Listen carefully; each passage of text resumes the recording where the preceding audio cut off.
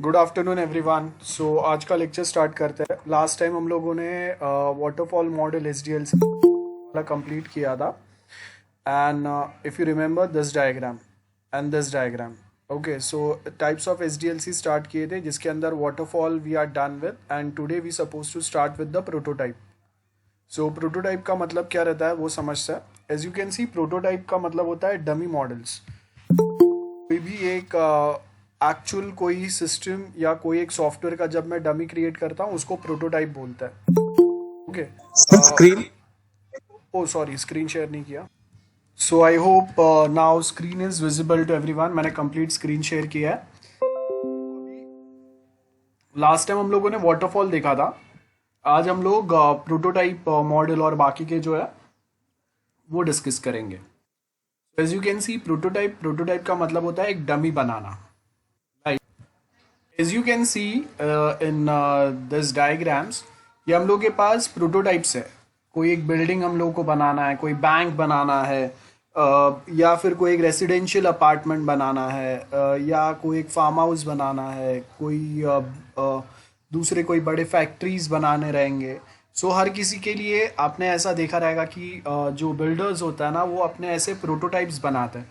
और ये प्रोटोटाइप्स में ऑलमोस्ट हर चीज़ें हम लोग वहाँ पे मेंशन करते हैं जो एक एक्चुअल रियल बिल्डिंग में होगा।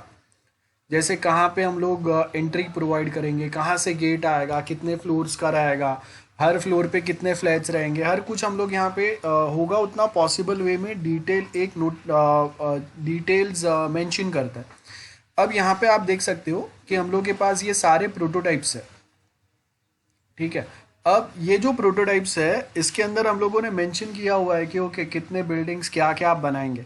कभी कभी क्या होता है, अगर एक छोटा सा प्रोजेक्ट है तो उसमें ये जो प्रोटोटाइप में बनाता हूँ ना उसमें मेरा ज़्यादा इन्वेस्टमेंट हो जाता है, then that will create a problem also. Problem कैसे क्रिएट होगा कि मेरे पास जितने भी मेरे पास रिसोर्सेज थे उसमें से सपोज मैंने 5% रिसोर्सेज जो है वो प्रोटोटाइप बनाने में इन्वेस्ट कर दिया। तो आपको ये भी देखना है कि आपको कभी प्रोटोटाइप बनाना है। कोई एक बड़ा प्रोजेक्ट है उसके लिए हम लोग प्रोटोटाइप बनाएंगे। एक आध घर या कुछ बनाना है छोटा सा, उसके लिए हम लोग प्रोटोटाइप नहीं बनाएंगे। आप भी देख लो यहाँ पे, ये प्रोटोटाइप हम लोग कभी क्रिएट करेंगे, इतना मेहनत हम लोग कब करेंगे जब ये आपका प्रोजेक्ट बड़ा है और आपको पता नहीं है कि इतना बड़ा प्रोजेक्ट जब हम लोग रियल बनाएंगे तो वो कैसा दिखेगा या आपको उसका लुक एंड फील कैसा चाहिए। अब इसी के सामने एक छोटा सा अगर मैं घर गांव में कहीं पे बना रहा हूँ, बराबर है।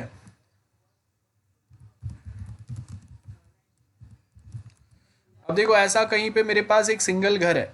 अब ऐसे घर के लिए मैं थोड़ी ना प्रोटोटाइप बनाऊंगा, इसमें क्या बड़ा बात है, एक ही घर बनाना है, छोटा सा प्रोजेक्ट है, एक ही बार में आपको जो भी बोलेंगे उसके हिसाब से बना देंगे। तो इसका या ऐसा कुछ अगर एक छोटा सा ही प्रोजेक्ट है उसका मैं कोई प्रोटोटाइप नहीं बनाऊंगा। यहाँ पे डायरेक्टली हम लोग काम चालू करेंगे, बिकॉज हम लोग के पास यहाँ पे बजट बहुत लिमिटेड रहता है, टाइम भी लिमिटेड रहता है। लेकिन जो प्रीवियस वाला हम लोग बात करते हैं तो आपके पास में एक बहुत बड़ा बजट है। ठीक है, इतना एक छोटा सा घर बनाना है तो इसके लिए प्रोटोटाइप नहीं होगा। But at same point of time previous वाला जो हम लोगों ने देखा, ठीक है, उसके लिए प्रोटोटाइप होगा, क्योंकि यहाँ पे हम लोग के प्रोजेक्ट्स जो है वो काफ़ी बड़े, लाइक दिस। यहाँ पे एक घर नहीं है, we are talking about a complete complex, है ना। रेसिडेंशियल अपार्टमेंट्स बहुत सारे बनेंगे एंड इसका बजट भी काफ़ी बड़ा होगा, लाइक हंड्रेड्स और थाउजेंड्स ऑफ करोड़ में कभी कभी बजट होता है इसका। सो ऐसे जो प्रोजेक्ट्स है इसके लिए हम लोग प्रोटोटाइप यूज़ कर रहे हैं, याद रखो। सो एग्जैक्टली सिमिलर वे जब अगर हम लोग बात करते हैं सॉफ्टवेयर्स में भी, तो सॉफ्टवेयर्स में भी हम लोग सिमिलर वे में प्रोटोटाइप कंसेप्ट जो है वो यूज़ करेंगे। कैसे कंसेप्ट यूज़ होंगे वो समझते हैं अभी। सो यहाँ पे देखो हम लोग जैसे हम लोगों ने अभी प्रोजेक्ट्स में प्रोटोटाइप देखे, वैसे ही हम लोग सॉफ्टवेयर्स के प्रोटोटाइप बनाएंगे। अब ये सॉफ्टवेयर्स के प्रोटोटाइप कैसे बनेंगे, बेसिक थियरी दिया हुआ है जो भी मैं आपको बता रहा हूँ उसका। सॉफ्टवेयर के प्रोटोटाइप्स बनाने के लिए हम लोगों को क्या करना पड़ेगा, फर्स्ट ऑफ ऑल हम लोगों को वो जो प्रोटोटाइप्स हम लोग बनाएंगे उसमें आप कहाँ से क्या चीज़ें लेंगे। सो फॉर एग्जांपल यहाँ पे मैं सपोज लिखता हूँ एक वेबसाइट मुझे बनाना है, तो उसके लिए मैं प्रोटोटाइप कहाँ से लूँगा वो देखता है। सो देखो यहाँ पे मेरे पास ये एक टैब है, इसके अंदर आपको बहुत सारे एक डमी मॉडल्स दिए हुए हैं, ठीक है। अब यहाँ पे अगर मैं जाऊँगा, ये देखो यहाँ पे ये बिजनेस के लिए, क्रिएशन के लिए है। सो यहाँ पे आपको बहुत सारे टेम्पलेट्स मिलेंगे। अब ये जो टेम्पलेट्स है इसमें मेरे पास रेडी डिज़ाइंस अवेलेबल है। अब क्या होता है कि जब अगर मैं कोई एक प्रोटोटाइप बना रहा हूँ, जैसे यहाँ पे समझो कि ये वाले पेज पे कहीं पे मैं आता हूँ और कोई एक स्पेसिफिक, हाँ, हम लोग ऑनलाइन लेक्चर्स ले रहे हैं। तो अगर आप देखेंगे कि हम लोग के पास ये जो ऑनलाइन लेक्चर्स है वो कंडक्ट करने के लिए, स्टूडेंट्स के साथ कनेक्ट होने के लिए वी रिक्वायर्ड अ वेबसाइट। तो आपको क्या लगेगा, एक टेम्पलेट लगेगा, एक आइडिया रिक्वायर्ड है कि अगर मैं ऑनलाइन लेक्चर्स कंडक्ट करने के लिए अगर कोई एक प्लेटफॉर्म बनाऊंगा वो कैसा होगा। सो यहाँ पे हम लोगों ने क्या किया है, ये उसका प्रोटोटाइप है, ये रियल नहीं है। देखो यहाँ पे आपको क्या लिखा है, बुक अ लेसन, कुछ एक बेसिक टाइटल दिया है, यहाँ पे एक डमी फोटो ऐड किया हुआ है ना। यहाँ पे ये देखो क्या हम लोग पढ़ाएंगे, क्या करेंगे, यहाँ पे हम लोग अपने खुद के डेटा कुछ ऐड करेंगे, अपने क्लासेस या कॉलेज के बारे में लिखेंगे। देन यहाँ पे सब्जेक्ट वाइज, डिवीजन वाइज आप अलग अलग टैब्स प्रोवाइड करेंगे। सो सपोज अगर यहाँ पे साइंस है तो व्हेन स्टूडेंट या user clicks on this tab, then it will take them on some new page जहाँ पे 9, 10, 7 जो भी स्टैंडर्ड के आपके साइंस के लेक्चर्स या वीडियोस हो सकते हैं, नोट्स हो सकते हैं। तो उसके नीचे हम लोग यहाँ पे देखो डिटेलिंग भी डालेंगे, same for maths, history. Then reviews अगर कोई स्टूडेंट्स अगर प्रोवाइड कर रहे हैं, सो यहाँ पे देखो ये डमी रिव्यूज़ डाले हुए हैं, जैसे एक्चुअल में रिव्यूज़ अगर आएंगे तो कैसा दिखेगा उसके लिए। ये सारे प्रोटोटाइप्स है ना, कि कौन से एक स्टूडेंट है या उसके पेरेंट्स जो है वो कुछ बता रहे हैं, कॉन्टेक्ट मी है। अब इसके साथ में यहाँ पे अगर मैं इसको मल्टी प्लेटफॉर्म बना रहा हूँ तो हम लोग इसको सेम वे में एक प्रोटोटाइप बनाएंगे, देखेंगे, चेक करेंगे कि ओके ये वेबसाइट ऐसा दिखेगा, लेकिन मोबाइल पे वो कैसा दिखेगा, मोबाइल पे उसका लुक एंड फील कैसे आ रहा है। तो वेबसाइट पे ये हिस्ट्री, इंग्लिश बाजू बाजू में आ रहा था ना, साइंस और ये, अब देखो ये एक के नीचे एक आ रहा है।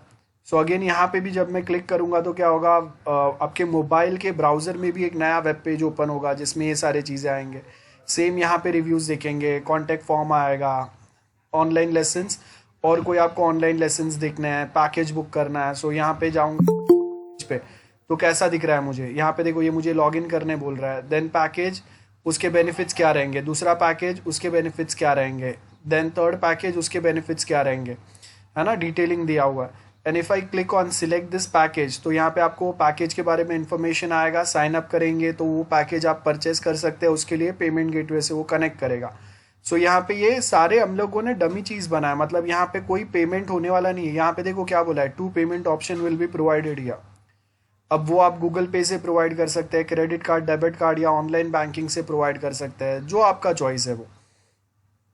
एंड उसके आगे अगर कोई क्वेरीज है तो यहाँ से हम लोग प्रोवाइड करेंगे। मटेरियल क्या प्रोवाइड करेंगे, सो यहाँ पे आपको वो बताया हुआ है। मटेरियल हम लोग सपोज हर एक सब्जेक्ट वाइज नोट्स प्रोवाइड कर रहे हैं, असाइनमेंट्स प्रोवाइड कर रहे हैं, गाइड है, जो भी है वो, है ना। सो ये आपका डमी हो गया।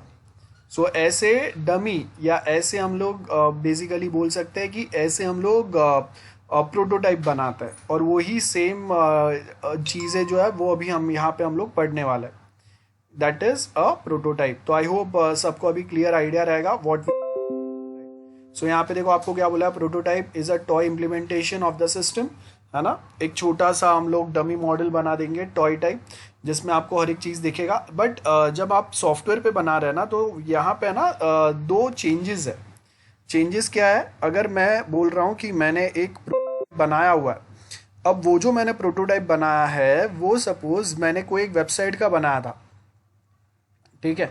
अब वो वेबसाइट का अगर मैंने प्रोटोटाइप बनाया ना, तो वो टाइम पे मैं क्या करूँगा, ये देखो ये मैंने बहुत मेहनत से इसका ये प्रोटोटाइप बनाया, जहाँ पे मैंने ये इमेजेस डाले हैं, ये इसका HTML CSS कोड डाले, डिज़ाइन कोड डाले। तो यहाँ पे मैं क्या करूँगा, मैं जब प्रोजेक्ट बनाना चालू करूँगा तो मैं वापस पूरा एक नया प्रोजेक्ट नहीं बनाऊँगा। मैं यही सेम जो कोड यहाँ पे अवेलेबल है ना, आधा कोड में डिज़ाइनिंग का, मतलब ये होगा उतना मैं सेम कोड रीयूज़ कर लूँगा डिज़ाइनिंग का, और बाकी का जो डेटाबेस क्वेरीज और ऑब्जेक्ट ओरिएंटेड प्रोग्रामिंग के कोडिंग रहेंगे वो मैं यहाँ पे ऐड करते जाऊँगा। सो ये आपका बेनिफिट हो गया। हम लोग क्या कर रहे हैं, ये सेम कोड को, प्रोटोटाइप के ही कोड को रीयूज कर रहे हैं। सो बहुत बार जब हम लोग मेहनत करते हैं ना, तो हम लोग प्रोटोटाइप्स ही ऐसे बनाते हैं जहाँ पे ये हर एक पेज का कोड मैं रीयूज कर सकता हूँ। आपको कोड कैसे मिलेगा, यहाँ पे देखो, आप अगर राइट क्लिक करके इंस्पेक्ट एलिमेंट्स में भी जाएंगे, you will get the code for the same. ये सेम कोड ही अगर आप कॉपी पेस्ट करेंगे तो आधा वेबसाइट तो आपका एज इट इज़ रेडी हो जाएगा। तो अगर मुझे कोई एक डमी या प्रोटोटाइप बनाना है स्कूल में या कॉलेज में बताने के लिए, सो मैं इतना ज़्यादा मेहनत नहीं करूँगा। मैं अच्छा सा कोई ऐसा टेम्पलेट ढूंढूंगा और जाके उसका HTML CSS कोड यहाँ से बोरो करूँगा, उसको खाली मैं क्या करूँगा, अपने हिसाब से मॉडिफाई करके बता दूंगा। So this is how we done. याद रखो, अगर आप मुझे भी बोलोगे कि एक प्रोटोटाइप बनाना है, तो मैं बैठ के खुद पूरा कोड नोटपैड में, नोटपैड प्लस प्लस किसी में भी खुद से नहीं लिखने वाला हूँ। मैं डायरेक्टली आधा कोड यहाँ से, आधा नहीं, 90-95% जितना भी होता है वो कॉपी पेस्ट मारूंगा, उसको मॉडिफाई करूंगा, that's it, I am done. And this is the pattern which you are also going to follow. हम लोग गूगल करते हैं चीज़ों को, हम लोग हर एक चीज़ खुद से स्क्रैच से नहीं बनाते। सो जब अगर हम लोग बात कर रहे हैं ना कि आप कोडिंग करना है, तो सबसे पहला मेन चीज़ आपको यही सीखना है कि आप कितने चीज़ें रीयूज कर सकते हो। तो अगर मैं यूज़र को बताने के लिए कि उसके रिक्वायरमेंट के हिसाब से अगर उसका एक्चुअल प्रोजेक्ट जो बनेगा वो कैसा बनेगा, वो अगर मैं यूज़र को बता रहा हूँ, तो वो टाइम पे जो डमी मॉडल मैं बनाऊंगा ना, वो डमी मॉडल पे मेरा जो एफर्ट्स लगे, मैंने जो उसमें कोडिंग खुद से नहीं किया, ढूंढ के निकाल के मॉडिफाई तो किया है, वर्किंग वे में लाया, तो वो मैं सेम एफर्ट्स को वेस्ट नहीं करूँगा। बहुत बार ये जो एफर्ट्स है इसको मैं वापस वहीं से मैं प्रोजेक्ट बनाना कंटिन्यू करूँगा। तो आप समझ लो, प्रोटोटाइप जो मैंने बनाया, सपोज उसमें मेरा 5% प्रोजेक्ट बन गया, तो उसके बाद मैं जब एक्चुअल प्रोजेक्ट जो चालू करूंगा ना, वो 5 चालू करूंगा। सो मतलब आप देख लो कि मेरा डिज़ाइन रेडी है, लेआउट कैसा होगा वो रेडी है, बाकी सारे टेक्निकल चीज़ों पे फोकस करना रहेगा। तो यहाँ पे आप बहुत सारे शॉर्टकट से ऐसा प्रोटोटाइप बना सकते हैं। जैसे मैंने आपको विक्स का एग्जाम्पल बताया, तो अभी अगर मुझे कोई एक ऐसा सॉफ्टवेयर बनाना है, तो मैं क्या करूँगा, मैं खुद से थोड़ी बनाऊँगा, मैं उठा के डायरेक्टली विक्स का कोई एक टेम्पलेट बता सकता हूँ, या वहाँ से कोड उठा के मैं अपने हिसाब से मॉडिफाई करके बता दूंगा। Shortcut implementation of function for example में प्रोड्यूस द डिजायर्ड रिजल्ट, है ना, by using lookup instead of performing actual computation. तो हम लोग क्या करेंगे, HTML CSS जावास्क्रिप्ट यूज़ करके ही हम लोग वहाँ पे लॉग इन, साइन अप जो भी है वो प्रोवाइड करेंगे। अगर वीडियो लेक्चर्स आपको दिखने वाले हैं, तो मैं डायरेक्टली HTML में, आपने देखा रहेगा कि हम लोग वीडियो कैसे कनेक्ट कर सकते हैं। मेरे लोकल कंप्यूटर पे ही मैं वीडियो ऐड करूँगा और उसका लिंक वहाँ पे ऐड कर दूंगा। सो यहाँ पे क्या हो रहा है, कोई भी डेटाबेस से चीज़ नहीं आ रहा ना, आपके लोकल कंप्यूटर पे, या आपने सिर्फ HTML CSS जावास्क्रिप्ट यूज़ करके सारी चीज़ें ऐड की है। देन सेम वे HTML में हम लोग PDF फाइल कैसे कनेक्ट कर सकते हैं, ये भी हम लोगों को पता है। तो उसके लिए भी मुझे कोई ऑब्जेक्ट ओरिएंटेड प्रोग्रामिंग कोड लिखने की ज़रूरत नहीं है, वो भी मैं यहाँ पे ऐड करूँगा।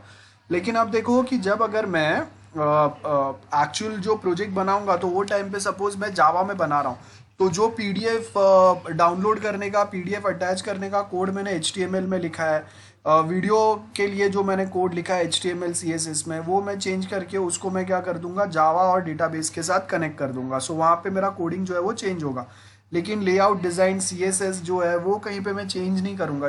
यूज़र को वही मैंने बोला है वैसा ही बना दूंगा, क्यों मेहनत ज़्यादा करूँ मैं, और जो मेरा बना हुआ है उसी को मैं रीयूज़ कर दूँ ना।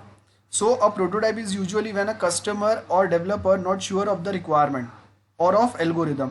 सो अब क्या है कि एल्गोरिदम में क्या होगा, अगर मैं बोल रहा हूँ कि आपको एक रिजल्ट जनरेशन सिस्टम रिक्वायर्ड है, तो एक्चुअल में कौन से मार्क्स हम लोग एंटर करेंगे, कितने एंटर करेंगे, और आपको कैसा लेआउट देना है, और वो सारे सब्जेक्ट्स के मार्क्स आप कैसे कैसे एंटर करेंगे। लाइक मैं बोल रहा हूँ कि हम लोग थियरी का एक एंटर करेंगे, एक इंटरनल का और एक प्रैक्टिकल का, ऐसे 3 बार आप सेम सब्जेक्ट के मार्क्स एंटर करेंगे for 3 different types of exam. तो आप देखो कि वो कॉम्प्लिकेशंस कितने बढ़ रहे हैं। प्लस आपको मैंने बोला है कि 3 KT अलाउड है।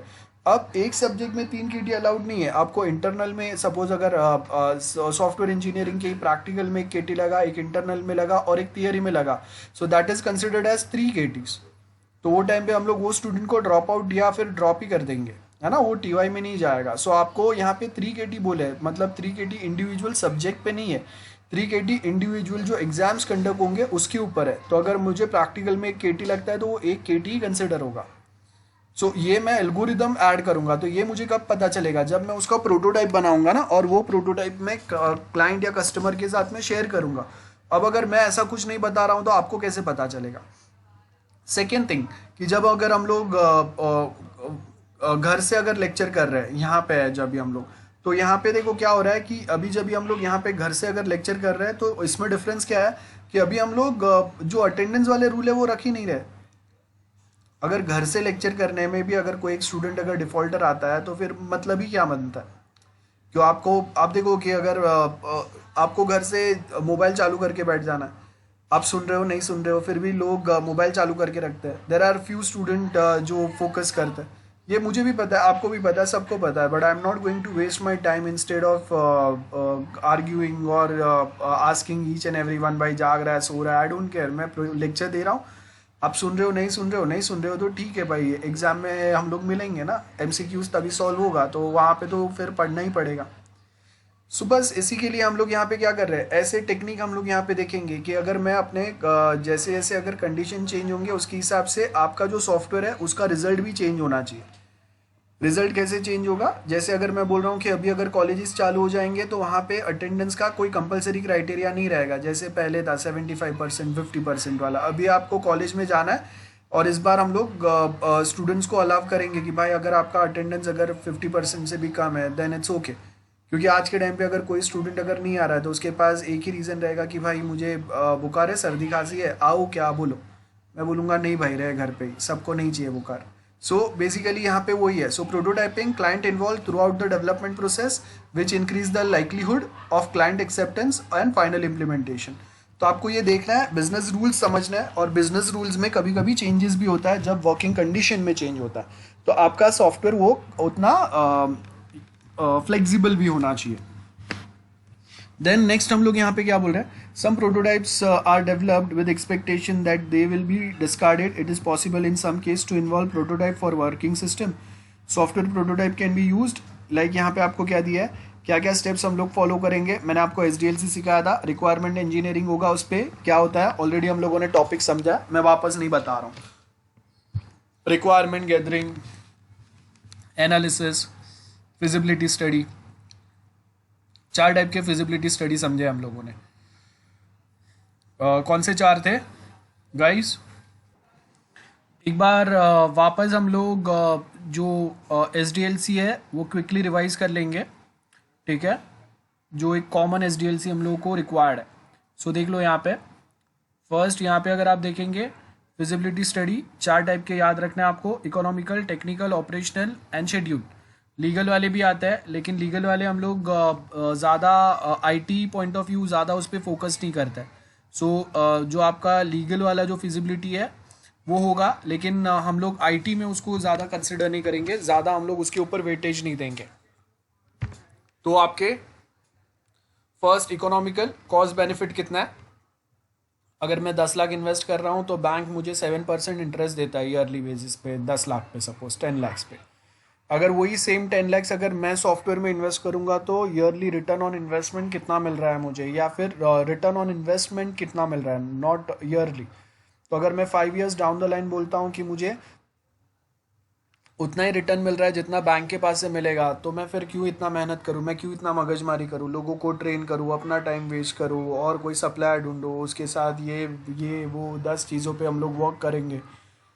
तो अगर मेरे पास इकोनॉमिकल फिजिबिलिटी नहीं है, कॉस्ट बेनिफिट ज़्यादा नहीं है, और अगर मैं इन्वेस्ट कर रहा हूँ मेरे पास उतना कैपिटल नहीं है, या फिर जितना वो सॉफ्टवेयर के लिए चाहिए उतना मेरे पास कैपिटल नहीं है, मेरे बिजनेस से उसका वैल्यू ज़्यादा हो जाएगा, तो भी हम लोग वो सॉफ्टवेयर के बारे में नहीं सोचेंगे। Technical feasibility, risk assessment and solutions, बराबर है।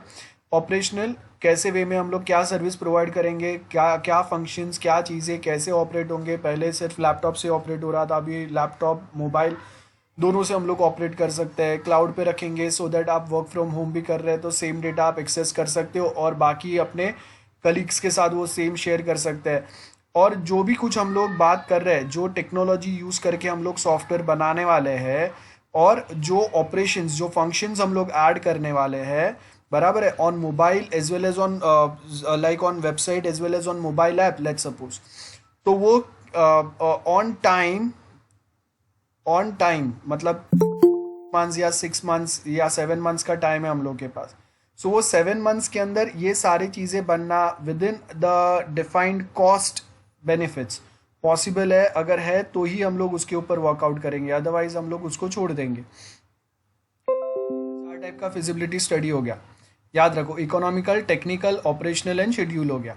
अब यहाँ पे देखो, आई होप आपको नोटपैड दिख रहा है गाइस, नोटपैड विजिबल है? हेलो, एक second. So I hope now notepad is visible to everyone. So S D L C, एक common S D L C हम लोग कैसे डिफाइन करेंगे? We have S D L C. First आपका आएगा requirement gathering and analysis, then second आएगा feasibility study, जिसके अंदर 2.1 आएगा इकोनॉमिकल फिजिबिलिटी, टेक्निकल 2.3 आएगा ऑपरेशनल, एंड 2.4 आएगा शेड्यूल। देन थर्ड आएगा, क्या आएगा? सिस्टम डिज़ाइन,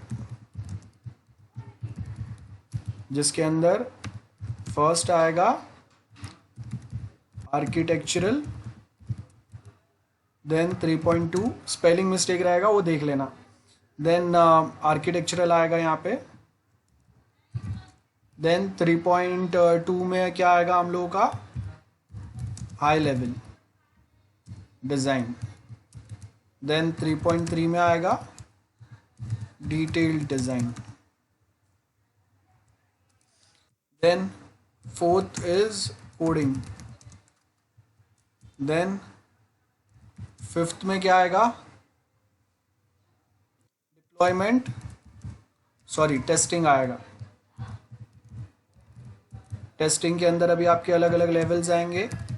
यूनिट टेस्ट आएगा, यूनिट टेस्ट के अंदर वापस हम लोगों के दूसरे लेवल्स होते हैं जो आप टीवाई में पढ़ेंगे। देन आएगा इंटीग्रेशन टेस्ट, और इंटीग्रेशन टेस्ट के अंदर अभी आपके दो टाइप आएंगे, टॉप डाउन एंड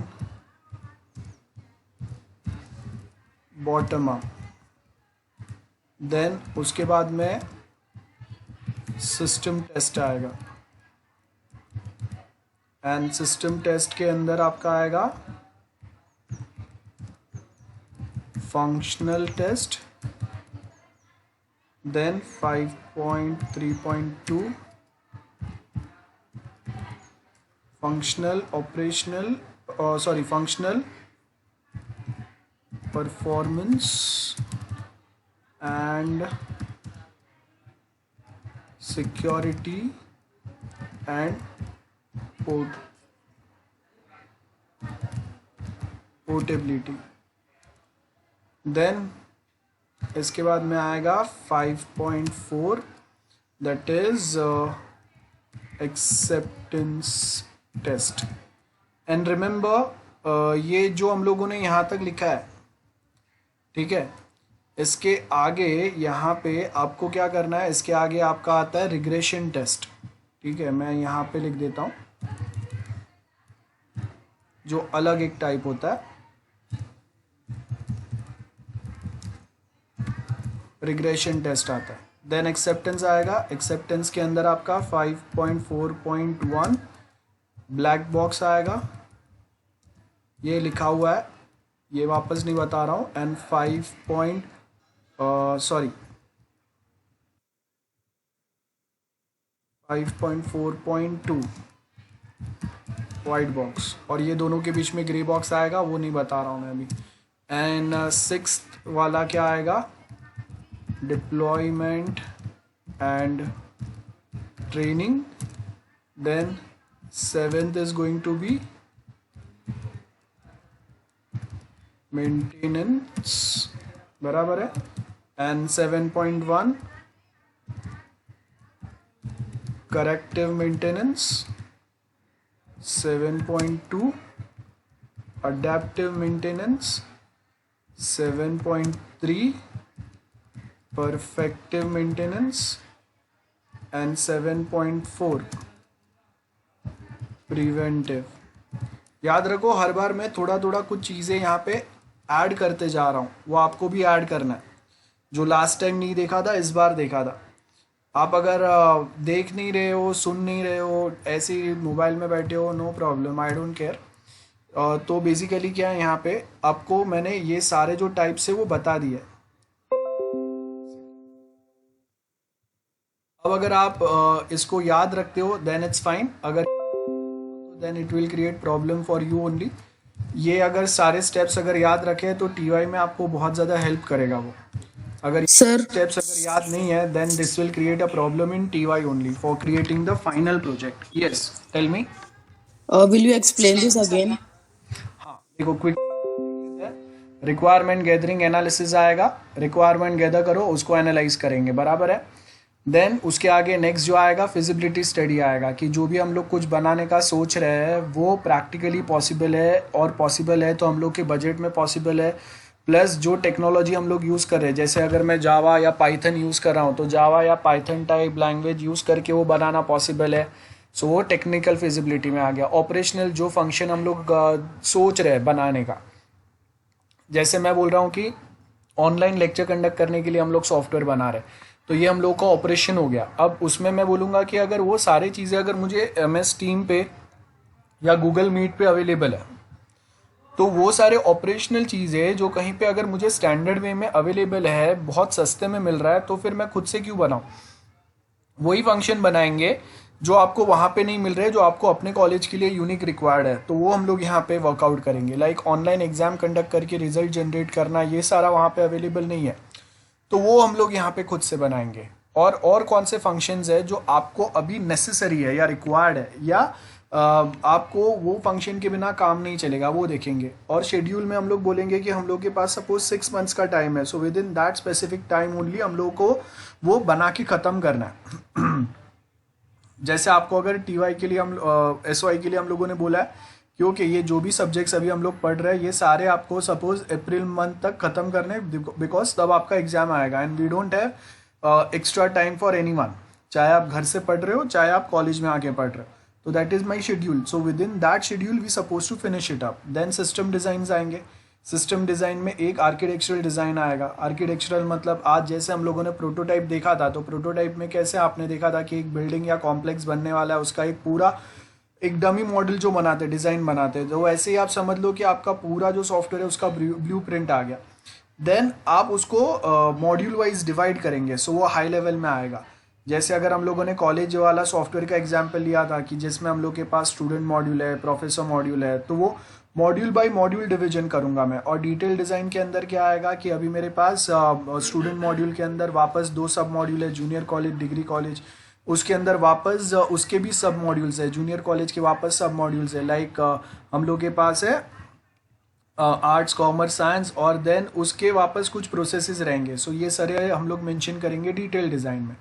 बाद में ऊपर जो भी डिज़ाइंस हम लोगों ने बनाया, क्लास डायग्राम, UML डायग्राम्स, उसके डेटाबेस के लिए data flow diagrams, entity relationship diagrams, then flow charts बनाए रहेंगे एल्गोरिदम्स के लिए, एक्चुअल लॉजिक डेवलप करने के लिए। ये सब को फॉलो करके हम लोग कोडिंग अपना कंप्लीट करेंगे। उसके बाद में टेस्टिंग आएगा। तो टेस्टिंग में आप जब अपने सॉफ्टवेयर के छोटे छोटे पार्ट टेस्ट करते हैं, इसको यूनिट टेस्ट बोलते हैं। उसके बाद में एक सॉफ्टवेयर के पार्ट को दूसरे पार्ट के साथ जब आप कनेक्ट करके टेस्ट करते हैं, उसको इंटीग्रेशन टेस्ट बोलते हैं। अब आपके पास सपोज टॉप मॉड्यूल्स होते हैं, कुछ बॉटम मॉड्यूल्स रहते हैं, ठीक है। जैसे मैं बोल रहा हूँ लॉगिन साइनअप, ये मेरा टॉप मॉड्यूल हो गया, और रिजल्ट जनरेशन जो है वो मेरा बॉटम मॉड्यूल हो गया। मतलब बॉटम के मेरे कुछ फंक्शंस हो गए, सपोज मॉड्यूल नहीं हुआ, ये फंक्शंस हो गए कुछ। तो अब यहाँ पे मैं क्या बोल रहा हूँ, मेरे पास टॉप के कुछ पार्ट्स जो है मेरे प्रोजेक्ट के वो रेडी है, बॉटम वाले रेडी नहीं है। तो मैं क्या करूँगा, टॉप डाउन अप्रोच में टॉप के जो मेरे पार्ट्स प्रोजेक्ट के बन के रेडी हो गए उसको मैं एज इट इज़ यूज़ करूँगा जो मैंने बनाया हुआ है, और बॉटम के जो पार्ट्स बने नहीं है ना, उसके जगह पे मैं डमी ऐड करके चेक करूँगा कि अगर ये पूरा सॉफ्टवेयर बन जाएगा तो वो मॉड्यूल्स या वो पार्ट्स आपस में कैसे कम्युनिकेट करेंगे। इसको टॉप डाउन अप्रोच बोलते हैं। टॉप डाउन अप्रोच में क्या हो गया, top modules are ready, bottom modules are not ready, तो will replace bottom modules with dummy one, उनके प्रोटोटाइप वहाँ पे ऐड कर देंगे। एंड देन हम लोग सिर्फ चेक करेंगे कि जब अगर ये एक्चुअल मॉड्यूल्स बन जाएंगे तो उसके बाद वो कैसे एक दूसरे के साथ कम्युनिकेट करेंगे, कैसे बिहेव करेंगे। और उसका ही अपोजिट सिचुएशन जो होता है वो बॉटम अप में होता है, जहाँ पे बॉटम मॉड्यूल्स मेरे पास या bottom part of your projects are ready और टॉप वाले रेडी नहीं है।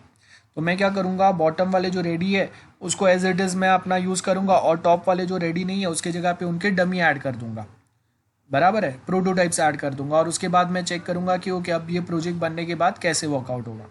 सिस्टम टेस्ट, जो फंक्शंस आपने डाले हैं वो सारे हम लोग के काम के हैं, और वो क्लाइंट ने जो रिक्वायरमेंट दिया था उससे मैच करके मैच होने वाले ही है क्या फंक्शन, वो देखेंगे। 2 लोग वर्क कर रहे हैं तभी तो बहुत फास्ट चल रहा है, उसी के सामने जब अगर 50, 100, 1000, 2000 वर्क कर रहे हैं तब परफॉर्मेंस कैसा आ रहा है। मैंने अगर स्टूडेंट को कोई सिक्योरिटी नहीं दिया हुआ है, मैंने उनको अपना मार्क्स एक्सेस करने का या स्टूडेंट प्रोफेसर के कुछ फंक्शंस जो है वो एक्सेस करने का स्टूडेंट को परमिशन नहीं है, तो वो सेम परमिशन आपको वापस यहाँ पे मिल रहा है क्या, वो हम लोग बताएंगे। देन पोर्टेबिलिटी में हम लोग देखेंगे कि कोई एक फंक्शन जब अगर मैं मोबाइल से एक्सेस कर रहा हूँ और वही सेम अगर मैं एक्सेस करूँगा सपोज़ लैपटॉप से, तो कैसे बिहेव हो रहा है। या फिर अगर मैं उसको वर्कआउट कर रहा हूँ ऑन लेट्स सपोज अगर मैं उसको वर्कआउट कर रहा हूँ ऑन विंडोज़ ऑपरेटिंग सिस्टम, और बाद में जब मैं उसको लिनक्स पे वर्कआउट कर रहा हूँ तो कैसा वर्कआउट होगा, ये हम लोग बताएंगे। ठीक है, सो ये सारे पॉइंट्स आएंगे। देन लास्ट में रिग्रेशन टेस्ट यहाँ पे मैंने ऐड किया है। रिग्रेशन टेस्ट का मतलब क्या होता है कि सपोज अगर कोई एक मॉड्यूल, कोई एक पार्ट मेरा प्रोजेक्ट का बन के हो गया, अब रिजल्ट जनरेशन सॉफ्टवेयर सपोज बन के हो गया है, बराबर है, पूरा कॉलेज सॉफ्टवेयर का result generation is one part. अब वो रिजल्ट जनरेशन मॉड्यूल बन तो गया है, लेकिन जब अगर मैं रिजल्ट जनरेट कर रहा हूँ ना, तो वहाँ पे वो मुझे रिजल्ट रॉन्ग बता रहा है। जैसे मैंने बोला कि अगर कोई एक स्टूडेंट का 75% अगर आ रहा है, then that student will be allotted O grade, लेकिन यहाँ पे वो मुझे A+ ग्रेड अलॉट कर रहा है जब कभी मेरे स्टूडेंट के परसेंटेज जो है वो 75 या उससे ज़्यादा है। एंड दूसरी बात, कोई एक स्टूडेंट के अगर मैंने 75 में से 76% लिखे हुए हैं, सॉरी 100 में से अगर 101% लिखे हुए हैं, तो भी वो एक्सेप्ट करके प्रोसेस कर रहा है।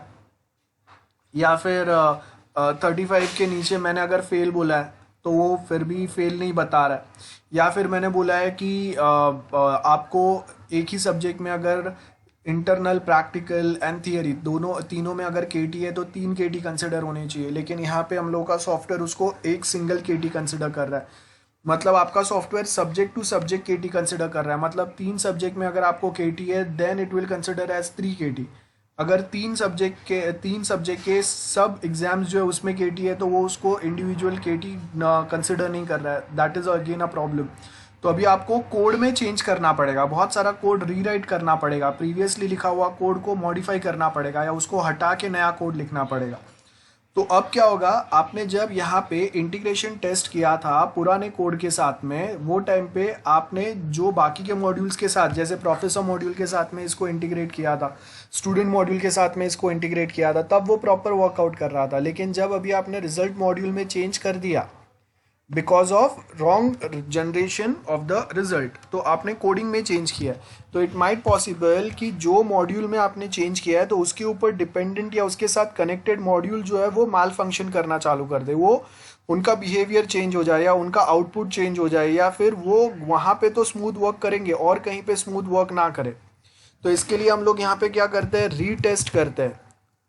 ठीक है, वी रीटेस्ट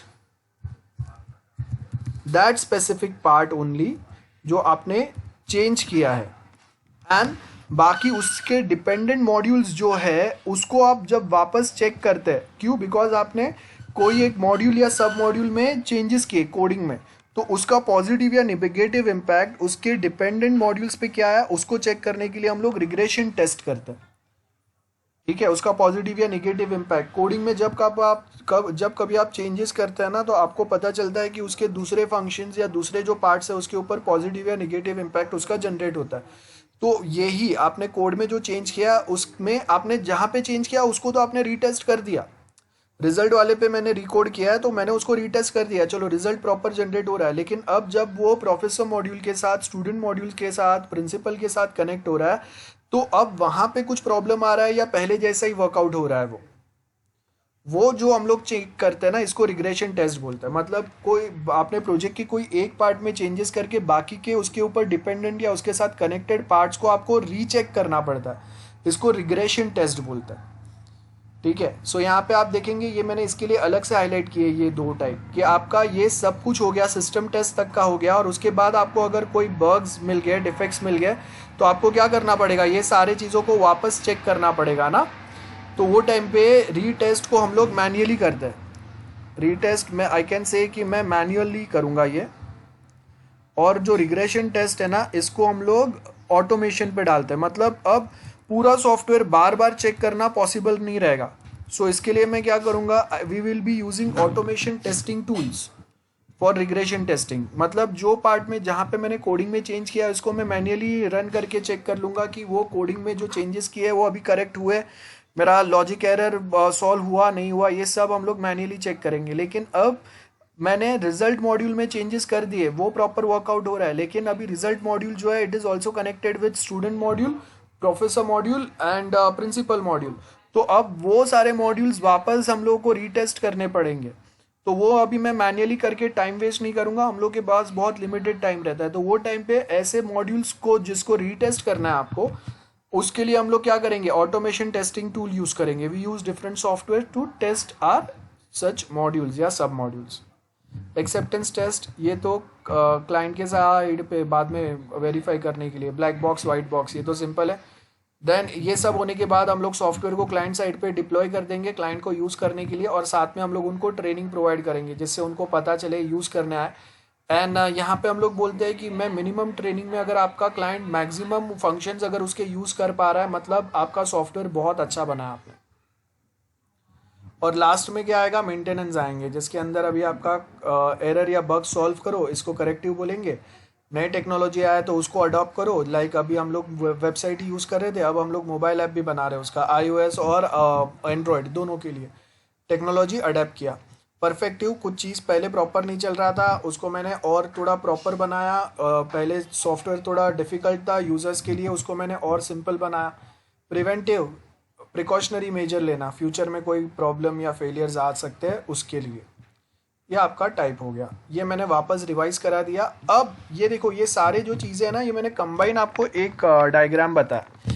नॉर्मली जो हम लोग यहाँ पे पढ़ रहे हैं ना, ये कोई भी आपके SDLCs जो है, सॉफ्टवेयर डेवलपमेंट लाइफ साइकिल, ये कोई भी एक सिंगल आपके प्रोजेक्ट के ऊपर अप्लाई नहीं होता है। ये सारे जो है ना वो चेंज होते रहते हैं टाइम टू टाइम। मतलब इसके अंदर आपका एक प्रोजेक्ट बनाने के लिए एज इट इज़ वर्कआउट नहीं होंगे, आपको इसके अंदर चेंजेस करना पड़ता है। सो अभी हम लोग क्या बोल रहे हैं, प्रोटोटाइप के अंदर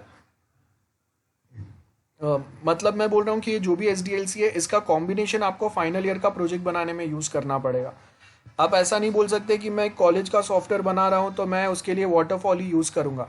हाँ, छोटा सा प्रोजेक्ट है तो वाटरफॉल यूज़ कर सकते हैं, लेकिन अगर थोड़ा बड़ा प्रोजेक्ट है तो वो टाइम पे आपका जो SDLC होगा वो हाइब्रिड टाइप का होगा। It's going to be combination of different SDLCs जो अभी हम लोग ये चैप्टर में पढ़ रहे हैं।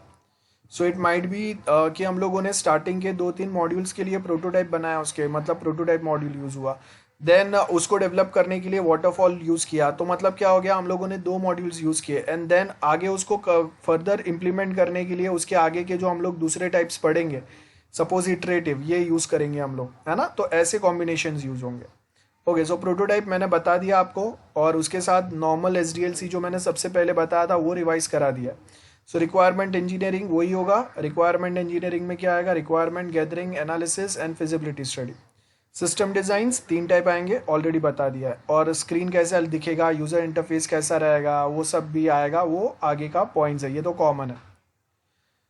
टेक्निकल पॉइंट्स मैंने बता दिया। अब देखो यहाँ पे आपको क्या बोला है, एस्टेब्लिश अ प्रोटोटाइप ऑब्जेक्टिव्स। मतलब आपको प्रोटोटाइप क्यों बनाने की ज़रूरत है। जैसे मैंने क्या बोला, गांव का या ऐसा सिंगल अगर एक घर बनाना है तो उसके लिए प्रोटोटाइप की ज़रूरत नहीं है। छोटा सा प्रोजेक्ट है, उसमें प्रोटोटाइप बना के टाइम वेस्ट नहीं करूँगा, लिमिटेड बजट है मेरे पास। तो वो टाइम पे सबसे पहले तो आपको देखना है कि प्रोटोटाइप बनाना है कि नहीं। अगर बड़ा प्रोजेक्ट है, क्लाइंट को समझ में नहीं आएगा, तो prototype is required. So prototype बनाने के लिए हम लोग सबसे पहले, अभी मेरे पास सारे रिक्वायरमेंट्स नहीं है। याद रखो, प्रोटोटाइप बनाने की ज़रूरत कब पड़ती है, कभी कभी कि क्लाइंट के पास क्लियर रिक्वायरमेंट नहीं है, या क्लाइंट को पता नहीं है कि प्रोजेक्ट बनने के बाद में एक्चुअल में वो दिखेगा कैसे। तो वो टाइम पे हम लोग क्या करेंगे, प्रोटोटाइप बना लेंगे उसका, बराबर है। तो प्रोटोटाइप में मैं बोलूँगा कि ओके अगर बिल्डिंग का प्रोटोटाइप बना रहे हैं तो उसके अंदर हर एक फ्लोर पे कैसे फ्लैट्स रहेंगे वो तो वहाँ पे दिखना नहीं है, तो वो हम लोग नहीं बनाएंगे। कहाँ से पाइपलाइन आएगा वो भी वहाँ से दिखना नहीं है। अगर रिक्वायर्ड है तो हम लोग वहाँ पे एक आध लाइन बता देंगे कि हाँ यहाँ से पाइपलाइन आएगा, यहाँ से गैस पाइपलाइन जाएगा, है ना, ऐसे कुछ बता सकते हैं। अब उसमें क्या क्या फंक्शनलिटीज़ बताएंगे वो देखो, वो भी हम लोग यहाँ पे डिफाइन कर लेंगे कि सारे फंक्शनलिटीज़ तो दिखेंगे नहीं। हाँ, दो चार बटन जो वहाँ पे विजिबल है उसके ऊपर कोई एक दूसरा एक पेज डाल दो जिससे वो अगर यूज़र वो बटन पे क्लिक करे तो कुछ तो आउटपुट दिखे उसको। ये सेम चीज़ें हम लोग आउटलाइन कर देंगे। देन ये होने के बाद, ये फिक्स होने के बाद वो प्रोटोटाइप बनाने में हम लोग मेहनत करेंगे। अब प्रोटोटाइप या तो मैं डायरेक्टली wix.com वर्डप्रेस वहाँ से उठा लूँगा या फिर मैं खुद का एक बेसिक बनाऊँगा, बराबर है, जिसको आप एग्जीक्यूट कर सको, रन करके बता सको कि हाँ देखो ऐसा वेब पेज दिखेगा, यहाँ पे ऐसा लॉगिन के लिए ऐसे आपको दो टेक्स्ट बॉक्स आएंगे, उसमें आप यूज़र नेम पासवर्ड एंटर करेंगे, देन आपको वहाँ पे कहीं पे लेके जाएगा। यूज़र के साथ ये सेम प्रोटोटाइप को हम लोग इवेल्युएट करेंगे, मतलब उसके रिक्वायरमेंट के साथ में मैच करेंगे कि हाँ अभी ये प्रॉपर है कि नहीं, as per the requirement given by the user या कस्टमर। और वो इवोल्यूशन पूरा रिपोर्ट बनाएंगे, मतलब कस्टमर ने बोला कि नहीं ये वाला फंक्शन मुझे ऐसे नहीं रिक्वायर्ड है, मैंने बोला था उससे ये मैच नहीं कर रहा है, या उसने जो बोला था वो सर्टन चीज़ें यहाँ पे मिसिंग है, इसका पूरा एक डिटेल रिपोर्टिंग बनाएंगे। एंड ये रिपोर्ट के बेस के ऊपर हम लोग को पता चलेगा कि okay whether we should proceed with the same prototype या वो प्रोटोटाइप में वापस कुछ चेंजेस होंगे। तो जो भी कुछ मैंने बताया वो डायग्राम का यहाँ पे एक्सप्लेनेशन आपको प्रोवाइडेड है। ओके, अब यहाँ तक जो भी मैंने कुछ डिस्कस किया, आपको सर्टेन चीज़ें मैंने रिवाइज करा है, ठीक है, ये सब बेसिक हो गया। प्रोटोटाइप सबसे सिंपल था। इसके बाद आता है iterative, that is the next type of SDLC. Iterative का मतलब क्या होता है, we have multiple iterations of waterfall. As you can see we have build 1, build 2, build 3 up to build n। n मतलब कितने भी नंबर ऑफ यहाँ पे बिल्ड्स हो सकता है ना, इसको हम लोग इटरेटिव बोलते हैं, इटरेटिव अप्रोच। सो यहाँ पे देखो आपको क्या बोला है, we have n number of iterations going on here. तो ये जो n नंबर ऑफ इटरेशंस जो जा रहे हैं आपके, ये सारे आपके क्या है, यहाँ पे एक छोटा सा पार्ट मैंने बनाया सपोज, और वो पार्ट बनाने के लिए, यहाँ पे वो छोटा सा पार्ट बनाने के लिए मैं वाटरफॉल यूज़ करूँगा। देन मेरे प्रोजेक्ट का दूसरा छोटा सा पार्ट बनाने के लिए वापस मैं दूसरा वाटरफॉल यूज़ करूँगा। सो यहाँ पे क्या होगा, आइदर हम लोग वाटरफॉल यूज़ कर सकते हैं या फिर वी मॉडल भी यूज़ कर सकते हैं, याद रखो, ठीक है। दोनों के इटरेशंस चल सकते हैं इटरेटिव में। वी मॉडल आपने पढ़ा नहीं है, जाने दो, लेकिन वो एक दूसरा टाइप होता है। वाटरफॉल हम लोगों ने समझा है लास्ट टाइम। तो याद रखो यहाँ पे मैं सिंपल वे में क्या लिखूंगा, आप चाहिए तो अपने बुक में कहीं पे मेंशन करके लिख सकते हो। इटरेटिव मॉडल मतलब मल्टीपल इटरेशंस ऑफ वाटरफॉल। तो अभी अगर मैं बोल रहा हूँ कि मैं अपने प्रोजेक्ट को 10 पार्ट में बनाने वाला हूँ तो 10 वाटरफॉल के इटरेशंस चलेंगे। अगर 20 पार्ट में बनेगा तो वाटरफॉल के 20 इटरेशंस चलेंगे, और ये सारे साइमल्टेनियसली चल रहे हैं, बराबर है। तो यहाँ पे अभी आपको फर्स्ट पॉइंट हम लोग क्या बोल रहे हैं कि जब हम लोग छोटे छोटे पार्ट में अपना प्रोजेक्ट बनाते हैं तो फर्स्ट थिंग, अगर क्लाइंट के साइड से सपोज रिक्वायरमेंट में चेंजेस हो रहा है, तो सपोज फर्स्ट इटरेशन जब मैं फॉलो कर रहा था, प्रोजेक्ट का फर्स्ट टाइप जब मैं बना रहा था, वो टाइम पे क्लाइंट के पास से रिक्वायरमेंट में चेंजेस आ गए, तो वो चेंजेस को मैं सेकेंड पार्ट में या सेकेंड बिल्ट में इंप्लीमेंट कर सकता हूँ बहुत ईजीली। या फिर सेकेंड बना रहा था तब वापस कुछ चेंजेस आ गए, थर्ड पार्ट बनाऊंगा वहाँ पे चेंज कर दूंगा मैं। सो वाटरफॉल में हम लोगों ने देखा है कि काफ़ी स्टैटिक मॉडल है। एक बार आप उस पर वर्कआउट चालू करोगे तो बीच में से आप उसको रोक नहीं सकते हो या उसमें ज़्यादा चेंजेस नहीं कर सकते। तो इसके लिए हम लोग क्या करते हैं, छोटे छोटे पार्ट में हम लोग वाटरफॉल अप्लाई कर रहे हैं। सो ये अभी छोटे पार्ट में अगर कहीं पे रिक्वायरमेंट में चेंज आ गया तो इसमें अभी मैं नहीं करूँगा, मैं क्या करूँगा, सेकेंड पार्ट जो बनाऊंगा ना वो टाइम पे वो चेंजेस मैं वापस अप्लाई कर दूंगा, ठीक है। सो यहाँ पे देखो ये टेस्ट हुआ, क्लाइंट को बताया हम लोगों ने, सेकंड बना वापस टेस्ट किया क्लाइंट के पास, थर्ड बनाया वापस टेस्ट किया, हम लोग इंटरनली भी टेस्ट कर रहे हैं और क्लाइंट को भी बता रहे हैं। तो ये देखो ये जो है ना, ये फीडबैक लूप कंटिन्यूअस चलते रहता है जितने भी आप अपने सॉफ्टवेयर के पार्ट बनाएंगे उसके लिए। तो इसका बेनिफिट क्या होगा, फाइनली पूरा सॉफ्टवेयर बनने के बाद में जब आप इसको क्लाइंट के पास लेके जाएंगे ना, तो क्लाइंट को काफ़ी एक क्लैरिटी रहेगा कि आपका एग्जैक्ट सॉफ्टवेयर क्या बन रहा है। बिकॉज हर एक पार्ट बनाने के बाद में हम लोग ने उस क्लाइंट के पास से भी फीडबैक लिया हुआ है। लेकिन अगर क्लाइंट बहुत ज़्यादा बिजी है, उसके पास टाइम नहीं है, तो वो टाइम पे ये अप्रोच काम नहीं करेगा जहाँ पे आप बार बार क्लाइंट को लूप में लाने की ट्राई करेंगे या बार बार उसको पूछेंगे कि भाई ये कैसा लग रहा है, वो कैसा लग रहा है। सो बहुत बार हम लोग, अगर बड़ा प्रोजेक्ट है ना, तो हम लोग क्लाइंट को बोलते हैं कि भाई आप अपने साइड से कोई एक टेक्निकल एम्प्लॉय हम लोगों को दे दो, जो कंटिन्यूअसली हम लोग जो भी कुछ बनाएंगे उस पर हम लोग को ये फीडबैक लूप में रखने के लिए हम लोग को कोई क्लाइंट चाहिए, या फिर हम लोग को जब कभी अगर रिक्वायरमेंट में कुछ मिस्टेक आता है, समझ में नहीं आता है, तो हम लोग को गाइड करने के लिए चाहिए। तो ऐसे हो सकता है और बहुत बार नहीं होता है। सो वो टाइम पे, और नेक्स्ट थिंग इटरेटिव हम लोग कभी यूज़ करते हैं जब मेरे पास सारा प्रोजेक्ट का रिक्वायरमेंट नहीं है, मुझे नहीं पता है कि पूरा प्रोजेक्ट कभी बनेगा, कैसा बनेगा, कितने फंक्शंस रहेंगे। मुझे पता है कि ठीक है चलो अभी 4 फंक्शन बनाने हैं, तो उसके लिए मैंने फर्स्ट बिल्ड फॉलो किया, वाटरफॉल के थ्रू 4 फंक्शन डाल दिए। उसके बाद में नेक्स्ट मंथ क्लाइंट आता है, बोलता है कि भाई और 4 चाहिए, मैंने नेक्स्ट में और 4 डाल दिए। देन थर्ड में हम लोग बोलेंगे कि भाई और 4 ऐड करने हैं। सो ऐसे क्या होगा, क्लाइंट जो है ना वो धीरे धीरे वो सेम सॉफ्टवेयर में देखेगा कि ओके ये चीज़ मिसिंग है, ये मिसिंग है, ये भी चाहिए, वो भी चाहिए। तो ऐसे वो धीरे धीरे आपके पास छोटे छोटे रिक्वायरमेंट लेके आ सकता है। सो जब हम लोग के पास कंप्लीट रिक्वायरमेंट नहीं है तभी भी हम लोग इटरेटिव अप्रोच फॉलो करते हैं, ठीक है। सो उससे क्या होगा, एंड नेक्स्ट थिंग, अब ये प्रोजेक्ट जो है ना ये कभी कभी नेवर एंडिंग रहता है। आपने थोड़ा बनाया, वापस थोड़े टाइम के बाद वापस और थोड़ा बनाया, वापस और थोड़ा बनाया, ये कभी कभी 3-4 साल कंटिन्यूअस चलते रहता है। ये नेवर एंडिंग टाइप के प्रोजेक्ट्स है। एंड सेकेंड थिंग कि आपको इसमें पता भी नहीं है कि एग्जैक्टली आपका कॉस्टिंग कितना होगा, प्रोजेक्ट का बजट कितना रहेगा, है ना। क्योंकि अगर मैं बोल रहा हूँ कि एक जो हम लोग इटरेशन फॉलो करेंगे, सपोज इसके मैं आपके पास से 5 लाख चार्ज कर रहा हूँ। सो अगर मैं बोलूँगा कि ऐसे अब तक 10 इटरेशन हो गए तो 10 मल्टीप्लाई विथ 5, जितना हुआ उतना आपका चार्जेस हो गए। या अगर 20 इटरेशन हुए अब तक तो 5 मल्टीप्लाई विथ 20। सो हम लोग यहाँ पे क्या बोल रहे हैं कि आपके कितने ये बनेंगे, सॉफ्टवेयर का टोटल जो आपका बजट है वो कितना होगा, वो तो हम लोग को पता नहीं है। लेकिन हम लोग क्या बोल रहे हैं कि आपका जो एक पूरा जो प्रोजेक्ट है उसमें जितने भी हम लोग पार्ट्स बनाएंगे ना, पर पार्ट आपका ये चार्ज होगा, ये हम लोग बता रहे हैं। क्योंकि कितने क्या रिक्वायरमेंट रहेंगे, टोटल कितने फंक्शंस ऐड होंगे, ना वो मुझे पता है ना क्लाइंट को भी पता नहीं है।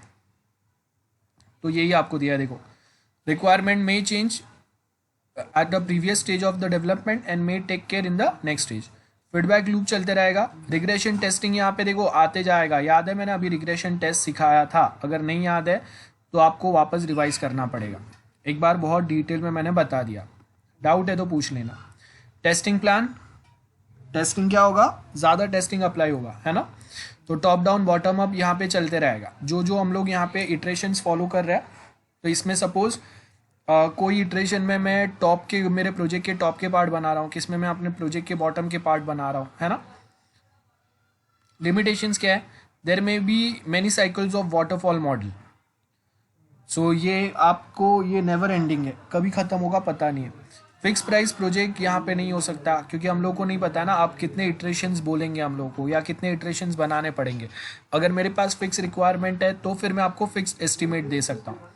And product architecture and design जो है वो बहुत ज़्यादा फ्रेजाइल है, क्योंकि टाइम टू टाइम जैसे जैसे रिक्वायरमेंट चेंज होंगे, डिज़ाइन में भी धीरे धीरे चेंज हो सकता है। तो हम लोग पूरा डिज़ाइन भी एक साथ नहीं बना सकते। अब आपका जो टेक्स्ट बुक है, रेफरेंस बुक जो हम लोग बोलते हैं, उसके अंदर आपको ये थोड़ा सा टेक्निकल वे में दिया है। सबसे पहले हम लोग के पास यूज़र नीड्स है, उसके ऊपर रिक्वायरमेंट गैदरिंग एनालिसिस किया, उसका आर्किटेक्चर डिज़ाइन बनाया, रिक्वायरमेंट स्पेसिफिकेशन किए, देन उसका आर्किटेक्चर डिज़ाइन होगा। ये देखो ये इटरेशंस चल रहे हैं, वो हम लोग बता रहे हैं। तो यहाँ पे रिक्वायरमेंट आर्किटेक्चर, एग्जिस्टिंग कोई सॉफ्टवेयर यूज़ कर रहे हैं वो देखा हम लोगों ने, क्लाइंट के पास से फीडबैक लिया, और उसके ऊपर आपके डेवलपमेंट के इटरेशंस चलते जाएंगे। रिक्वायरमेंट सिलेक्ट करो, डिज़ाइन बनाओ, और जो एग्जिस्टिंग डिज़ाइन है उसमें और अपडेशंस करो, कोड करो, टेस्ट करो, सॉफ्टवेयर रिलीज़ करेंगे, वापस ये सेम चीज़, सेम सीक्वेंस जो है वो चलते रहेगा।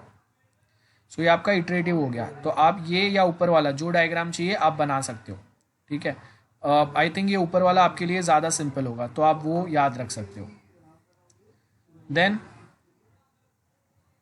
Next is rational unified process. Okay, अब यहाँ तक जो भी कुछ मैंने बताया, आई होप सबको क्लियर है। किसी को कोई डाउट है so you can ask. Anyone, any doubts? Anyone? No doubts, okay okay. ध्यान से देखना, नेक्स्ट पार्ट जो अभी हम लोग डिस्कस कर रहे हैं वो। Now will start with rational unified process. उसके बाद में next we have is rational unified process. अब देखो यहाँ पे आपको एक डायग्राम दिया हुआ है, और वो डायग्राम के यहाँ पे जो पॉइंट्स दिए है ना, वो हम लोगों को नीचे दिए हुए हैं। This are the points. एक बार वो पॉइंट्स डिस्कस करते हैं फिर डायग्राम में आते हैं तो आपको बहुत क्लियरली पता चलेगा। सो देखो, सबसे पहले इंसेप्शन बोला। इंसेप्शन का मतलब क्या है? देखो यहाँ पे ये दिया आपको, Inception, elaboration, construction and transition. So Inception means क्या होता है? The goal of Inception phase two establish a business case for a system and identify all external entities. Like Inception में हम लोग क्या आइडेंटिफाई करेंगे? कौन से टाइप के लोग रहेंगे एंड जो सिस्टम के साथ इंटरैक्ट करेंगे। So we are talking about types of stakeholders. If you remember, मैंने एक वर्ड आपको बताया था। एंड उनका सिस्टम के साथ इंटरेक्शन कैसा रहेगा ये हम लोग डिफाइन करेंगे। बिकॉज कितने टाइप के यूजर्स आपका सिस्टम या सॉफ्टवेयर यूज करने वाले हैं, जब ये अगर हम लोगों को पता चलेगा, उसी के बेस के ऊपर हम लोग आगे वो जो यूजर्स है उनके साथ में उनके स्पेसिफिक जो फंक्शंस है उनको फुलफिल करने का ट्राई करेंगे इन आवर सिस्टम। ठीक है। सो इंसेप्शन का मतलब यही रहेगा, how many types of users are going to interact with our system and वो इंटरेक्शन कौन से वे में होगा? मोबाइल से होगा, कंप्यूटर से ही होगा, whether they will B interacting जहाँ पे क्लाउड कंसेप्ट पिक्चर में आ रहा है, या फिर दे आर इंटरेक्टिंग जहाँ पे सपोज कोई वेबकैम पिक्चर में आ रहा है, या फिर they want to interact with other system जहाँ पे और कोई पैटर्न है। सो ये सारे पॉइंट्स के ऊपर हम लोग बेसिकली फोकस करते हैं। देन उसके बाद में एलोबरेशन में क्या बोला है? जहाँ पे हम लोग प्रॉब्लम डोमेन जो है वो समझने के ट्राई करेंगे कि हम लोग को अगर एक सॉफ्टवेयर बनाना है तो उसका मेन रीजन क्या है। Why do we require that software at that specific point of time and for that institution and an organization? So यहाँ पे हम लोगों को exactly पता चलेगा कि okay, the institution and organizations are facing some or the other problems because of lack of technology, या फिर the work is getting delayed, or the employees are overburdened with the work. So when we help them, or when we develop a software for them, so we can make or we can create an ease for their employees जिससे उनका काम quickly हो पाए, और अभी जितना client interaction या customer handling में उनको तकलीफ आ रहा है उतना ना हो। जैसे अगर हम लोग सॉफ्टवेयर बनाएंगे तो मैं बोलूंगा कि okay, will be about to develop a software for some hotel, जहाँ पे अभी तक जो सॉफ्टवेयर यूज कर रहे थे there are some loopholes, yeah, some features were not available on that software, or it was technologically very backward. So we are trying to develop a software which is advanced with respect to current trends and technology, and at same point of time it will also reduce the burden, or it will also make the things quite simple for employees to work on it. तो आपको project risk क्या है ये भी identify करना है। मतलब हम लोग यहाँ पे इन्वेस्ट करने वाले हैं, और इन्वेस्टमेंट के टाइम पे आपको ये भी देखना है कि कौन से क्रिटिकल एस्पेक्ट्स है ऑफ दैट प्रोजेक्ट। तो वो अगर सक्सेसफुली बिल्ड नहीं हुए या फिर वहाँ पे मिस्टेक रहा तो आपका कितना आपका रिस्क वहाँ पे हो सकता है। Suppose you are trying to develop a software, but if inception phase में जो टाइप ऑफ यूजर्स हम लोगों ने समझे थे, if they are not comfortable, तो क्या होगा? आपका सॉफ्टवेयर ज्यादा कोई यूज नहीं करेगा, दे विल अवॉइड इट। या फिर कोई क्रिटिकल एस्पेक्ट्स के लिए आप जहाँ पे उसको बना रहे वहां पे कौन से सबसे इम्पोर्टेंट एस्पेक्ट्स है जिसके ऊपर आपको फोकस करना पड़ेगा। Then next comes construction. So construction में क्या बोला? Construction phase is essentially concern with, सबसे पहले क्या आएगा? सिस्टम डिजाइन आएगा।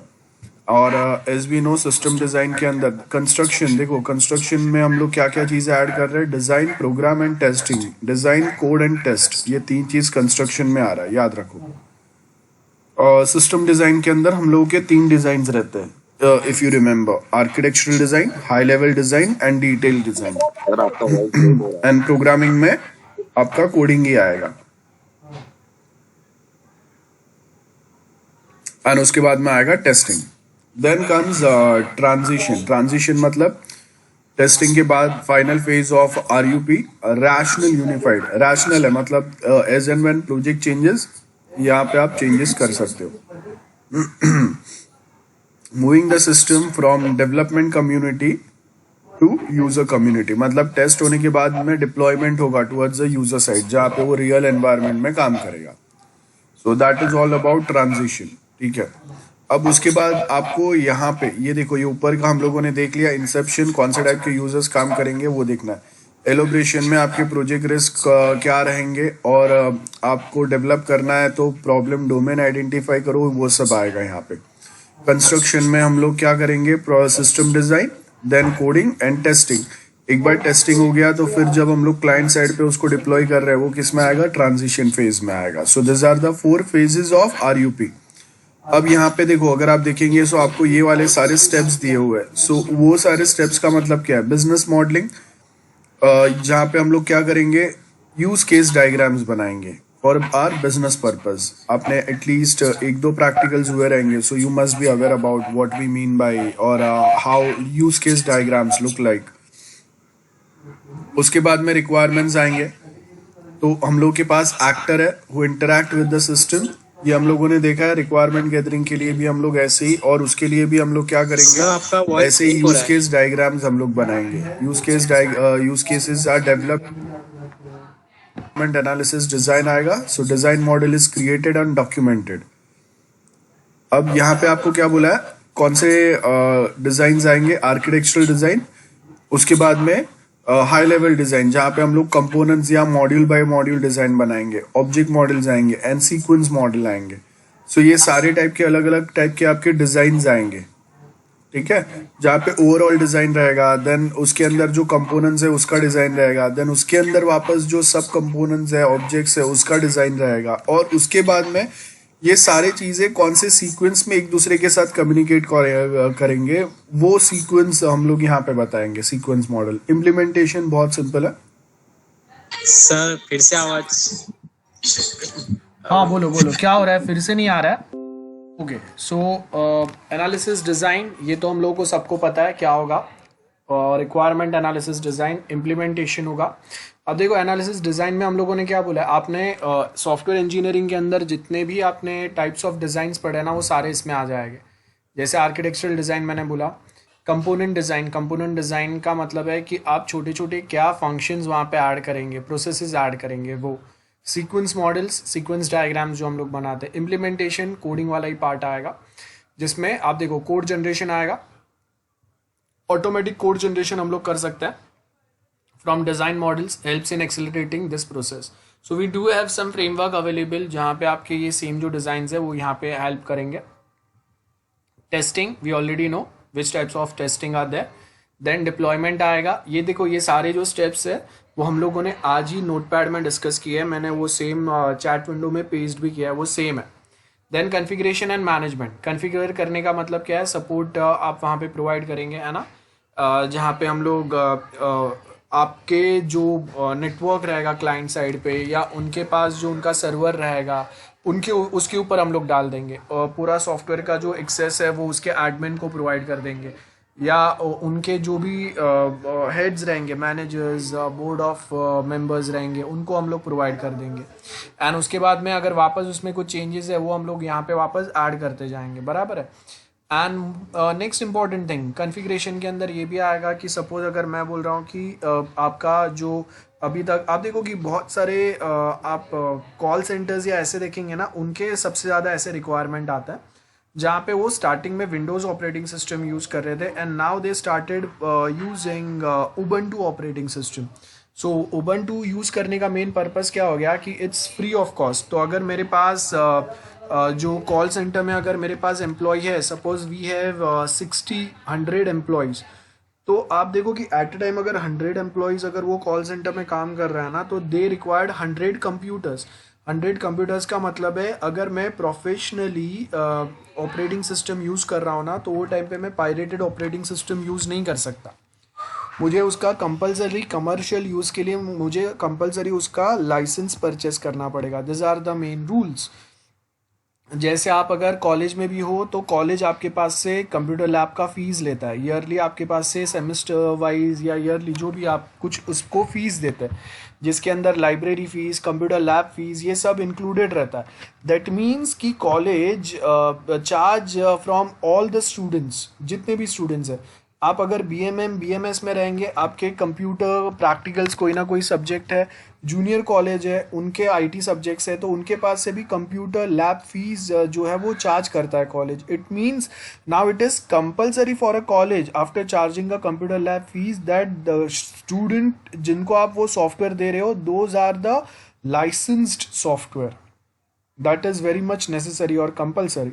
सो वो टाइम पे यहाँ पे अगर मैं कॉन्फ़िगर कर रहा हूँ सॉफ्टवेयर को, तो मुझे यहाँ पे क्या करना पड़ेगा? मैंने अभी कॉन्फ़िगर करने के टाइम पे बोला कि okay I suppose to configure this software on Windows operating system, but as we know we have 100-200 employees or more than those many employees आते हैं। तो वो टाइम पे अगर हर कोई जो एम्प्लॉय के कंप्यूटर्स रहेंगे उसके ऊपर अगर मैं विंडोज OS अगर डाल रहा हूँ, एंड पर कंप्यूटर इफ आई से कि लाइसेंस के लिए सपोज मुझे 1500 भी पे करना पड़ रहा है, या 2000 रुपीज़ भी सपोज पर कंप्यूटर लाइसेंस फीस मुझे पे करने पड़ रहा है। सो 200 कंप्यूटर मल्टीप्लाई विद 2000, कितने ज़्यादा मेरा उसमें इन्वेस्टमेंट हो गया। And instead of that I can say कि okay now we are changing our configuration, आपके जो भी एम्प्लॉयज़ रहेंगे they are directly going to work on Ubuntu। So now your software should function or work properly on Ubuntu, because if I use Windows only with your software, then that is charging more to me। so वो क्या हो गया, configuration में change हो गया। पहले आपने जो भी कुछ बनाया था वो आपने विंडोज को फोकस में रख के बनाया था। नेक्स्ट इज प्रोजेक्ट मैनेजमेंट, वही है सपोर्ट प्रोवाइड करेंगे, मेंटेनेंस चलेगा और एनवायरनमेंट आपका जो है उसको मेंटेन करते रहो। That's it. So this are the points. And नीचे आपको क्या बोला है, ये जो भी सॉफ्टवेयर अभी हम लोग इतना बड़ा बनाने वाले हैं, इटरेटिव वे में बनाओ, रिक्वायरमेंट प्रॉपरली मैनेज करो, जहाँ पे आपको कंटिन्यूसली ट्रैक रखना है कि कौन से रिक्वायरमेंट जो है वो चेंज हो रहा है और कौन से रिक्वायरमेंट सेम है। और वो जो मॉड्यूल बाय मॉड्यूल अगर आपको कोई रिक्वायरमेंट मिल रहा है उसको आप क्या करेंगे, सेग्रीगेट करेंगे बेस्ड ऑन देयर प्रायोरिटीज़। तो जिसका प्रायोरिटी ज़्यादा रहेगा उसके ऊपर हम लोग पहले वर्कआउट करेंगे, उसको हम लोग पहले ऐड करेंगे। देन कंपोनेंट बेस्ड आर्किटेक्चर आपको बनाना है, जहाँ पे हम लोग सिस्टम डिज़ाइन जो बनाएंगे उसमें बताएंगे कि ओके इन स्टूडेंट मॉड्यूल का जो जूनियर कॉलेज का सब मॉड्यूल है, और उसमें भी जो साइंस कॉलेज वाला जो सब मॉड्यूल है उसका भी, उसके अंदर this are the components, this are the processes जो वो मॉड्यूल में हम लोग क्लाइंट को प्रोवाइड करने वाले हैं, तो उसका आर्किटेक्चर डिज़ाइन बनेगा। विजुअल मॉड्यूल हम लोग बताएंगे, मतलब UML डायग्राम्स हम लोग बताएंगे, बराबर है। देन सॉफ्टवेयर क्वालिटी वेरीफाई करने के लिए टेस्टिंग होगा और control changes of to the software. मतलब जैसे अभी मैंने बोला कि आप यहाँ पे क्या बोल रहे हो, आपने कोई एक सॉफ्टवेयर बनाया है, वो अभी वेबसाइट बनाया है, और सडनली क्लाइंट अगर बोल रहा है कि नहीं अभी हम लोग को वेबसाइट का रिक्वायरमेंट नहीं है, now we are directly going to work on mobile app, तो ये आपको चेंजेस जो है वो कंट्रोल करना है। आपका एक लिमिट है, आपका एक कैपेबिलिटी, यूजर्स ने आपको एक सर्टन लिमिट तक का ही पेमेंट दिया हुआ है, टाइम दिया हुआ है, और यूज़र को पता नहीं है कि अगर मैं मोबाइल कंप्यूटर के लिए अगर वेबसाइट बना रहा हूँ तो वो टाइम पे I will be using ASP.NET, Java या PHP kind of languages, and at same point of time अगर मुझे वही सेम फीचर्स अगर एंड्रॉयड फ़ोन पे या मोबाइल पे प्रोवाइड करना है, तो एंड्रॉयड के लिए अलग एक एंड्रॉयड ऐप बनेगा, एप्पल के लिए iOS बेस्ड अलग ऐप बनेगा जिसमें स्विफ्ट टेक्नोलॉजी यूज़ होगा, एंड्रॉयड में कॉटलिन यूज़ होगा। तो ये जो टेक्नोलॉजिकल पूरे चेंजेस होंगे, हर एक चीज़ वापस डेवलप होगा, ये कुछ क्लाइंट को नहीं पता है। तो क्लाइंट जो है वो टोटली नॉन टेक्निकल पर्सन है, उसको क्या चीज़ बनाना है और उसमें कितना इन्वेस्टमेंट होगा वो नहीं पता है। तो वो टाइम पे आपको क्लाइंट को आपको हैंडल करना है। तो बहुत बार इसका आपको बेनिफिट भी होता है, बहुत बार इसका आपको ड्रॉबैक भी होता है। मतलब क्लाइंट को नहीं पता है कि गूगल मैप के रेडी API अवेलेबल होता है, तो मुझे सारे ऐप सारे फंक्शंस मुझे खुद से नहीं बनाने पड़ते, थोड़े कुछ मैं उस पर प्रोग्रामिंग करता हूँ। But at same point of time उसको ये भी नहीं पता है कि मोबाइल के लिए डेवलपमेंट अलग होता है, वेबसाइट के लिए अलग होता है। तो वहाँ पे अगर वो बोलता है कि नहीं ये सेम चीज़ वेबसाइट पे जो अवेलेबल होता है वो सेम मोबाइल पे वर्क होना चाहिए, तो आपको मोबाइल वेबसाइट बनाना पड़ेगा अभी, मोबाइल ऐप अगर नहीं बना सकते तो बहुत सारी चीज़ों पे आपको वापस एक बार वेरीफाई करना पड़ेगा कि आप जो चीज़ अगर कंप्यूटर के ब्राउज़र पे ओपन कर रहे हैं वो मोबाइल ब्राउज़र पे कैसा दिख रहा है। अगर वहाँ पे प्रॉपर वर्कआउट नहीं हो रहा है तो वापस आपको चेंज करना पड़ेगा। सेकेंड थिंग कि क्लाइंट जो भी चीज़ें आपको ऐड करने बोल रहा है वो एक लेवल तक आप मानो कि हाँ यहाँ तक अगर आपके चेंजेस है तो हम लोग इम्प्लीमेंट कर पाएंगे, इसके आगे की अगर आपके चेंजेस है तो हम लोग इम्प्लीमेंट नहीं कर पाएंगे बिकॉज वो हम लोग के बजट के बाहर जा रहा है, आपने जो बजट और टाइम दिया है। तो इसके लिए हम लोग यहाँ पे हम लोग का क्या होगा, जब भी अगर कुछ चेंजेस अगर आ रहा है ना तो वो टाइम पे हम लोग फिजिबिलिटी स्टडी अप्लाई करेंगे ये 6 पॉइंट पे, और फिजिबिलिटी स्टडी का रिजल्ट क्या है उसके बेस के ऊपर हम लोग क्लाइंट को बोलेंगे कि हम लोग ये चीज़ आपको बना के दे सकते हैं या नहीं दे सकते। So this are the all steps of RUP। थोड़ा सा बड़ा है लेकिन इसमें बहुत सारे MCQs आ सकते हैं, RUP मॉडल जो अभी हम लोगों ने डिस्कस किया। देन नेक्स्ट जो है वो rapid application development. As name suggest, चीज़ों को शॉर्टकट करो। आपको 10 बार अगर एक ही सॉफ्टवेयर मैंने बनाने दिया है तो अभी आप क्या करेंगे, आप वो सॉफ्टवेयर को पूरा नहीं बनाएंगे, आपके पास रेडी 10 चीज़ें जो अवेलेबल है उसी को आप रीयूज़ करेंगे। तो रैपिड एप्लीकेशन डेवलपमेंट में क्या बोल रहे हैं हम लोग, जो स्टैटिक अप्रोच था वाटरफॉल जैसा कि रिक्वायरमेंट गैदर करो, एनालाइज करो, फिजिबिलिटी स्टडी, डिज़ाइन, बाद में हम लोग कोड करेंगे, बाद में हम लोग टेस्ट करेंगे, ऐसा नहीं है। आप छोटा छोटा चीज़ें जो भी आपको मिल रहा है उसके बेस के ऊपर आप डिज़ाइन करो, डेवलप करो, टेस्ट करो, वापस यूज़र से रिव्यू लो, वापस कुछ नया रिक्वायरमेंट आ रहा है बनाते जाओ। तो ये सारे प्रोसेस को होगा उतना कट शॉर्ट कर लो, मतलब हर एक चीज़ आपको ऑर्डर वाइज चलाने की ज़रूरत नहीं है। मेरा स्टार्टअप कंपनी है, मेरा कोई बहुत बड़ा कंपनी नहीं है, मेरे पास जो क्लाइंट्स आते हैं, जो प्रोजेक्ट्स आते हैं वो भी कोई इतने बड़े नहीं है कि उसके लिए मैं ये ट्रेडिशनल अप्रोच या डेवलपमेंट फॉलो करूँ।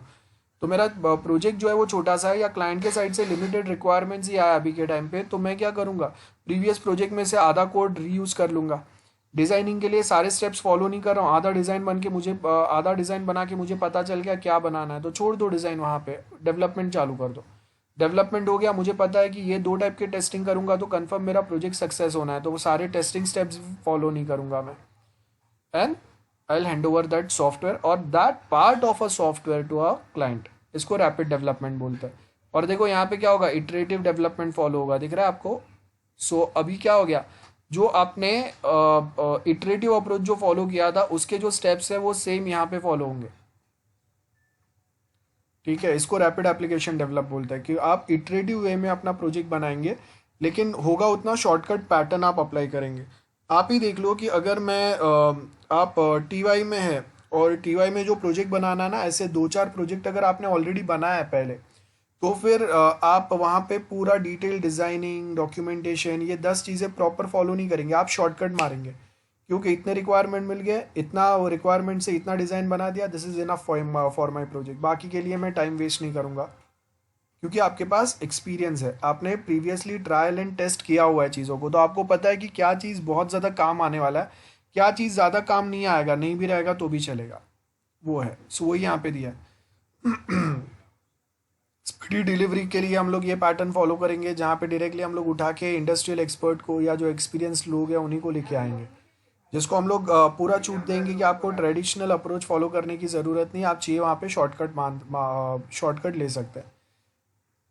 Miniature form of spiral model. Spiral model क्या होता है, आपने देखा रहेगा, नहीं देखा है आगे हम लोग पढ़ेंगे। सो स्पाइरल मॉडल में क्या होता है, 4 फंक्शन हम लोग बनाएंगे, वापस वेट करेंगे, फिर नया रिक्वायरमेंट आएगा, उसके आगे और 4 फंक्शन बनाएंगे, तो ऐसा वो स्पाइरल अप्रोच दिखता है। लेट्स टेक एग्जांपल, फेसबुक ने 4 फंक्शंस अभी ऐड किए, वो 2-3 महीना क्लाइंट या अपने यूजर्स जो है उनको मॉनिटर करेगा कि ये जो नया फंक्शन हम लोगों ने डाला है वो क्लाइंट को कितना पसंद आ रहा है, ठीक है। अगर उसके बाद भी उसको अगर कुछ चेंजेस अगर लगता है कि हाँ इसमें कुछ ऐड अपडेट डिलीट करने की ज़रूरत है, तो वापस वो फिर एक नया साइकिल चलाएगा जिसमें वो 4 फंक्शन ही डेवलप होंगे, मतलब पूरा प्रोजेक्ट आप नहीं बना रहे, याद रखो। स्पाइरल मॉडल में क्या होता है, आपने कुछ 4 फंक्शन बना दिया, अब आप थोड़े टाइम वो फंक्शन को मेंटेनेंस में डालेंगे। मेंटेनेंस में डालने का मतलब है हम लोग मॉनिटर करेंगे, यूज़र का रिव्यू मॉनिटर करेंगे, 6 महीना जब हम लोग या 3 महीना जब हम लोग कंटिन्यूस वो फंक्शन यूज़ कर रहे हैं, उसका परफॉर्मेंस कैसा है वो चेक करेंगे, कितने यूज़फुल है, कैसे हम लोग उसको और बेटर बना सकते हैं वो देखेंगे, और उसके बाद वापस हम लोग एनालाइज करेंगे कि अभी आपको कौन से नए फंक्शंस ऐड करने की ज़रूरत है। तो एक साथ सब नया नहीं ऐड कर देंगे। आपके जो यूज़र्स जो फेसबुक यूज़ करते हैं वो एजेड पीपल भी है, non educated, non technical persons भी है, तो आप जब 2-2, 4-4 फंक्शन नए डालोगे और 3-4 महीना वेट करोगे तो वो आपके यूज़र्स जो है ना उनको हैबिट हो जाएगा, वो 3-4 फंक्शन के साथ वो फेमिलियर हो जाएंगे। हर हफ्ते 10 दिन में आप अगर नए फंक्शन डालेंगे तो आपके क्लाइंट या कस्टमर्स जो है वो कंफ्यूज हो जाएंगे, उनके लिए आपका सॉफ्टवेयर यूज़ करना बहुत ज़्यादा डिफिकल्ट हो जाएगा। सो वो टाइम पे हम लोग बेसिकली ये पैटर्न फॉलो करते हैं, स्पाइरल अप्रोच। सो वैसा ही कुछ पैटर्न हम लोग यहाँ पे भी फॉलो कर सकते हैं, रैपिड एप्लीकेशन डेवलपमेंट, कि जहाँ पे हम लोग थोड़ा चीज़ बनाएंगे, वापस फिर थोड़ा के टाइम के बाद वापस नए कुछ फंक्शंस आएंगे, उनको हम लोग बना सकते हैं। और इसके लिए हम लोग टाइम बॉक्स्ड अप्रोच फॉलो करते हैं। टाइम बॉक्स का मतलब क्या है कि मैंने बोला है कि आपको 15 दिन में ही डिलीवर करना है, तो आपको 15 दिन ही मिलेंगे, उससे ज़्यादा एक्स्ट्रा टाइम नहीं मिलेगा, बिकॉज उतने टाइम में आपका राइवल भी कोई सिमिलर टाइप के फंक्शन ला रहा है। जैसे आप देखो कि फेसबुक ने ऑनलाइन आपको शॉपिंग का फैसिलिटी भी दिया हुआ है। आप देखो कि पुराने प्रोडक्ट, बाइक, कार, लोग जो है वो फेसबुक पे बेच सकते हैं। नए प्रोडक्ट भी बहुत सारे वो बेचते हैं, उसका भी एडवर्टाइजमेंट आता है। और सिर्फ प्रोडक्ट नहीं, प्रॉपर्टी बेचने का भी वहाँ पे एडवर्टाइजमेंट्स आपने देखा रहेगा फेसबुक पे।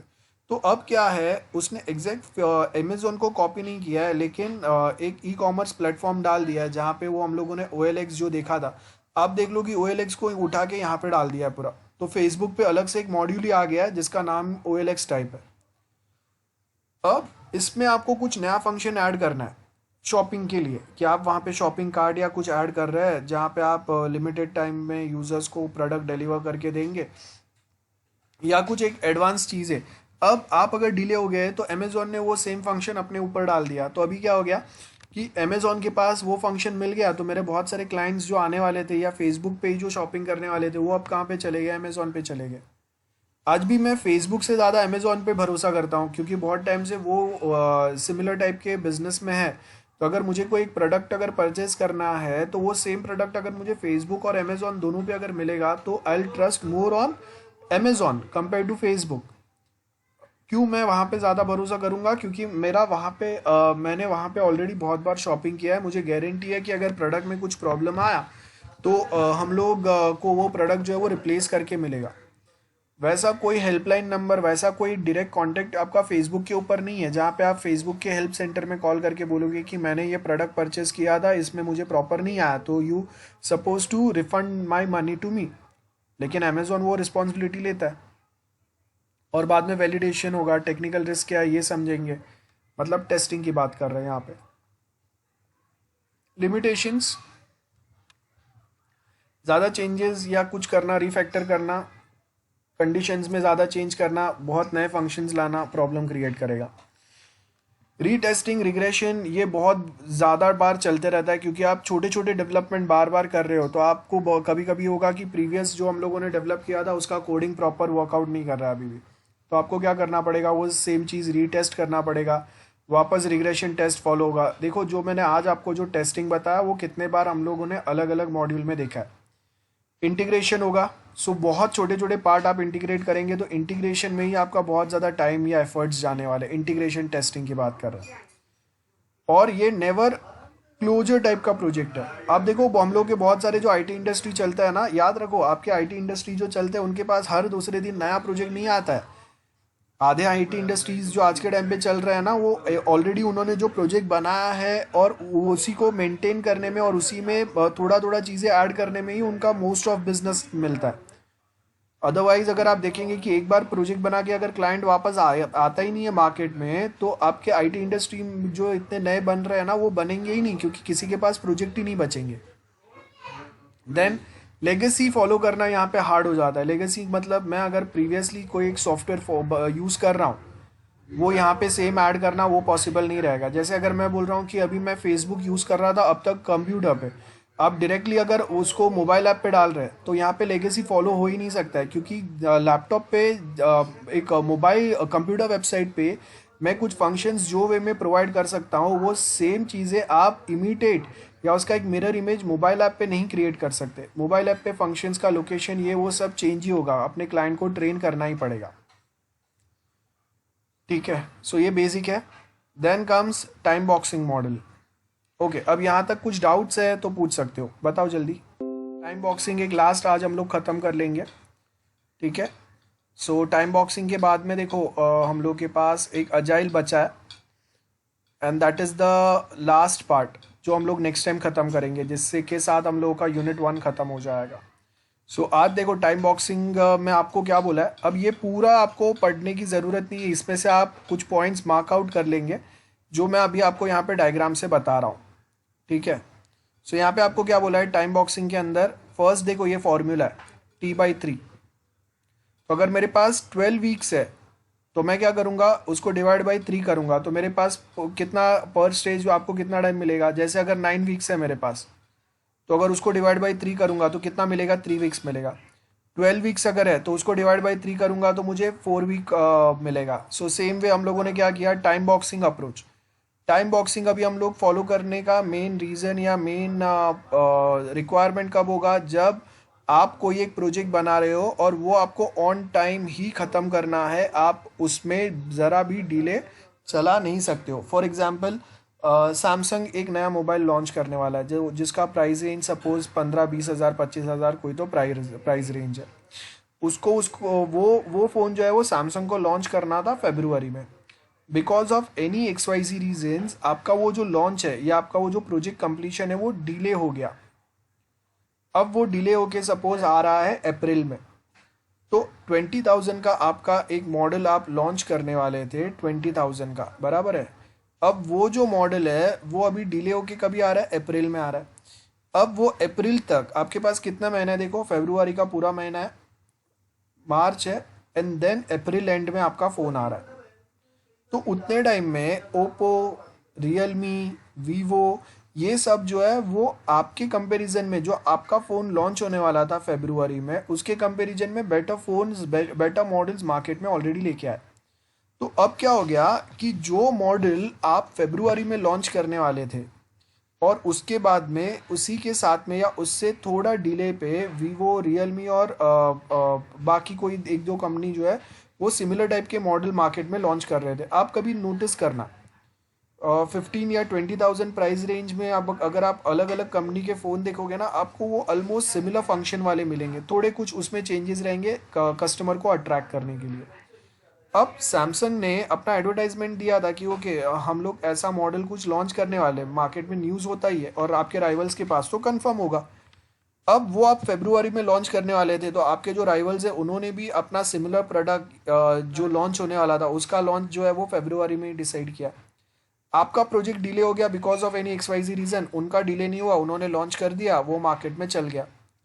अब कोई एक मॉडल जो कुछ एक कोई एक स्पेसिफिक फंक्शन के साथ में मार्केट में आ चुका है और आप 3 महीने के बाद ही अगर सिमिलर टाइप का प्रोडक्ट अगर लॉन्च करोगे तो लोगों के पास ऐसे फ़ोन ऑलरेडी है। 3 महीने के बाद लोग नया डिमांड करते हैं। आप देखो आज के टाइम पे हर 1 महीने में आपको एक नया मॉडल मोबाइल का मिलता है और लोग जो है ना they are crazy about new functions. तो अगर कोई पुराना फंक्शन वाला ही फ़ोन अगर आप मार्केट में आज चलाने की कोशिश करोगे तो लोग उसको लेंगे ही नहीं, क्योंकि 3 महीने के बाद में उनको और बेटर मॉडल या और बेटर फंक्शंस मिलते रहेंगे।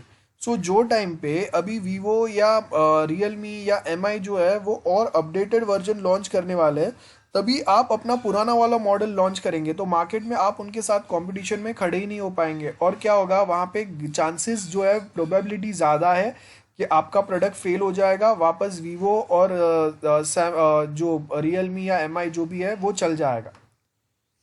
तो अब अगर आपको मार्केट में स्टैंड करना है तो कभी कभी क्या होगा कि आपका अगर फरवरी में लॉन्च होने वाला मॉडल अगर डिले हो रहा है तो मैं उसको और 3-4 महीना डिले करके एक नया ही मॉडल मार्केट में लेके आऊँगा। कौन से कंपैरिजन में, कि वो 4 महीने के बाद में वीवो कौन से टाइप का मॉडल लॉन्च करने वाला है उसके कंपैरिजन में वो होना चाहिए वैसा, जिससे मैं मार्केट में रहूँ और वो टाइम पे बाकी कंपनीज जो मॉडल लॉन्च करेंगे उसके कंपैरिजन में ही मेरा मॉडल हो। तो ये एग्जाम्पल है टाइम बॉक्सिंग हम लोग को क्यों फॉलो करना है इसका।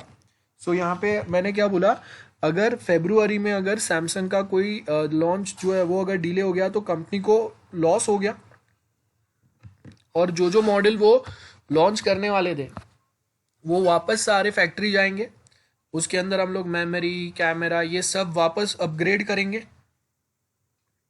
या कुछ तो वहाँ पे चेंजेस करना पड़ेगा, तभी तो मार्केट में प्रॉपर हिट कर पाएगा, ज़्यादा कस्टमर्स को अट्रैक्ट कर पाएगा।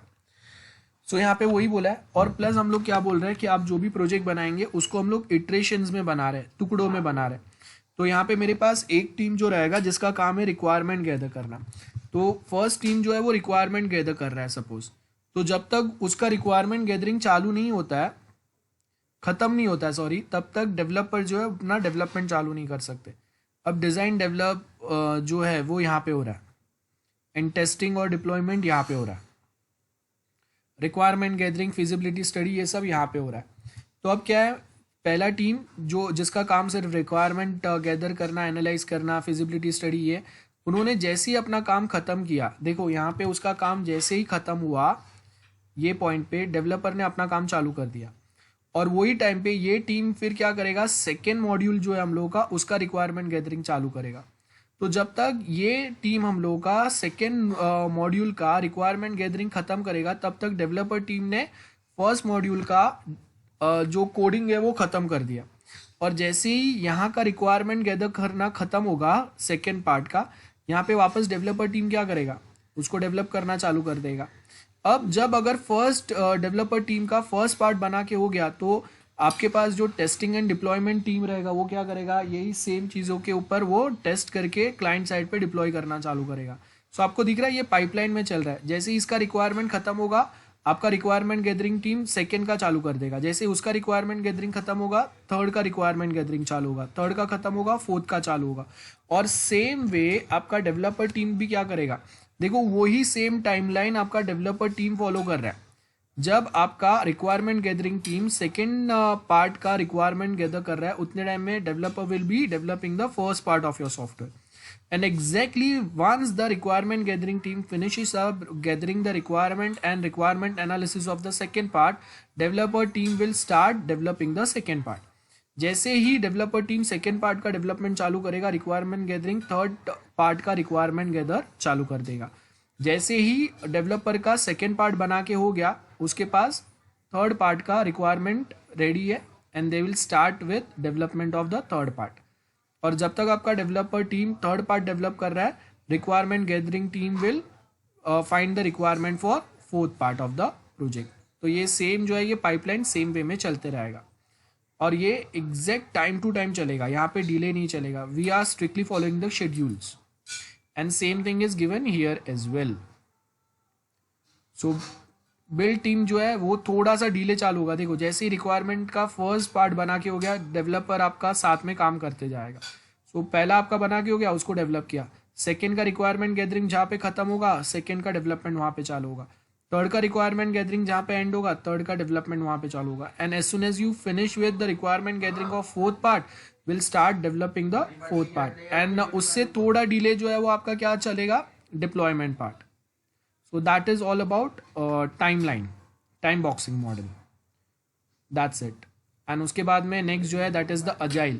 This will discuss in next lecture. So agile बहुत simple है, थोड़ा interesting भी है, आगे हम लोग को काम में आएगा। ज़्यादा इसमें कुछ बड़े points नहीं है, थोड़ा सा है। So next जो हम लोगों का lecture है उसमें हम लोग ये complete कर देंगे। So next lecture will be finishing up with unit 1. Mostly unit 1 खत्म हो जाएगा हम लोगों का in next lecture, and we'll start with unit 2. देखते हैं। Any doubt anyone? Let me know. Anyone? Any doubts? Okay. So if no doubts, I'll end today's lecture here.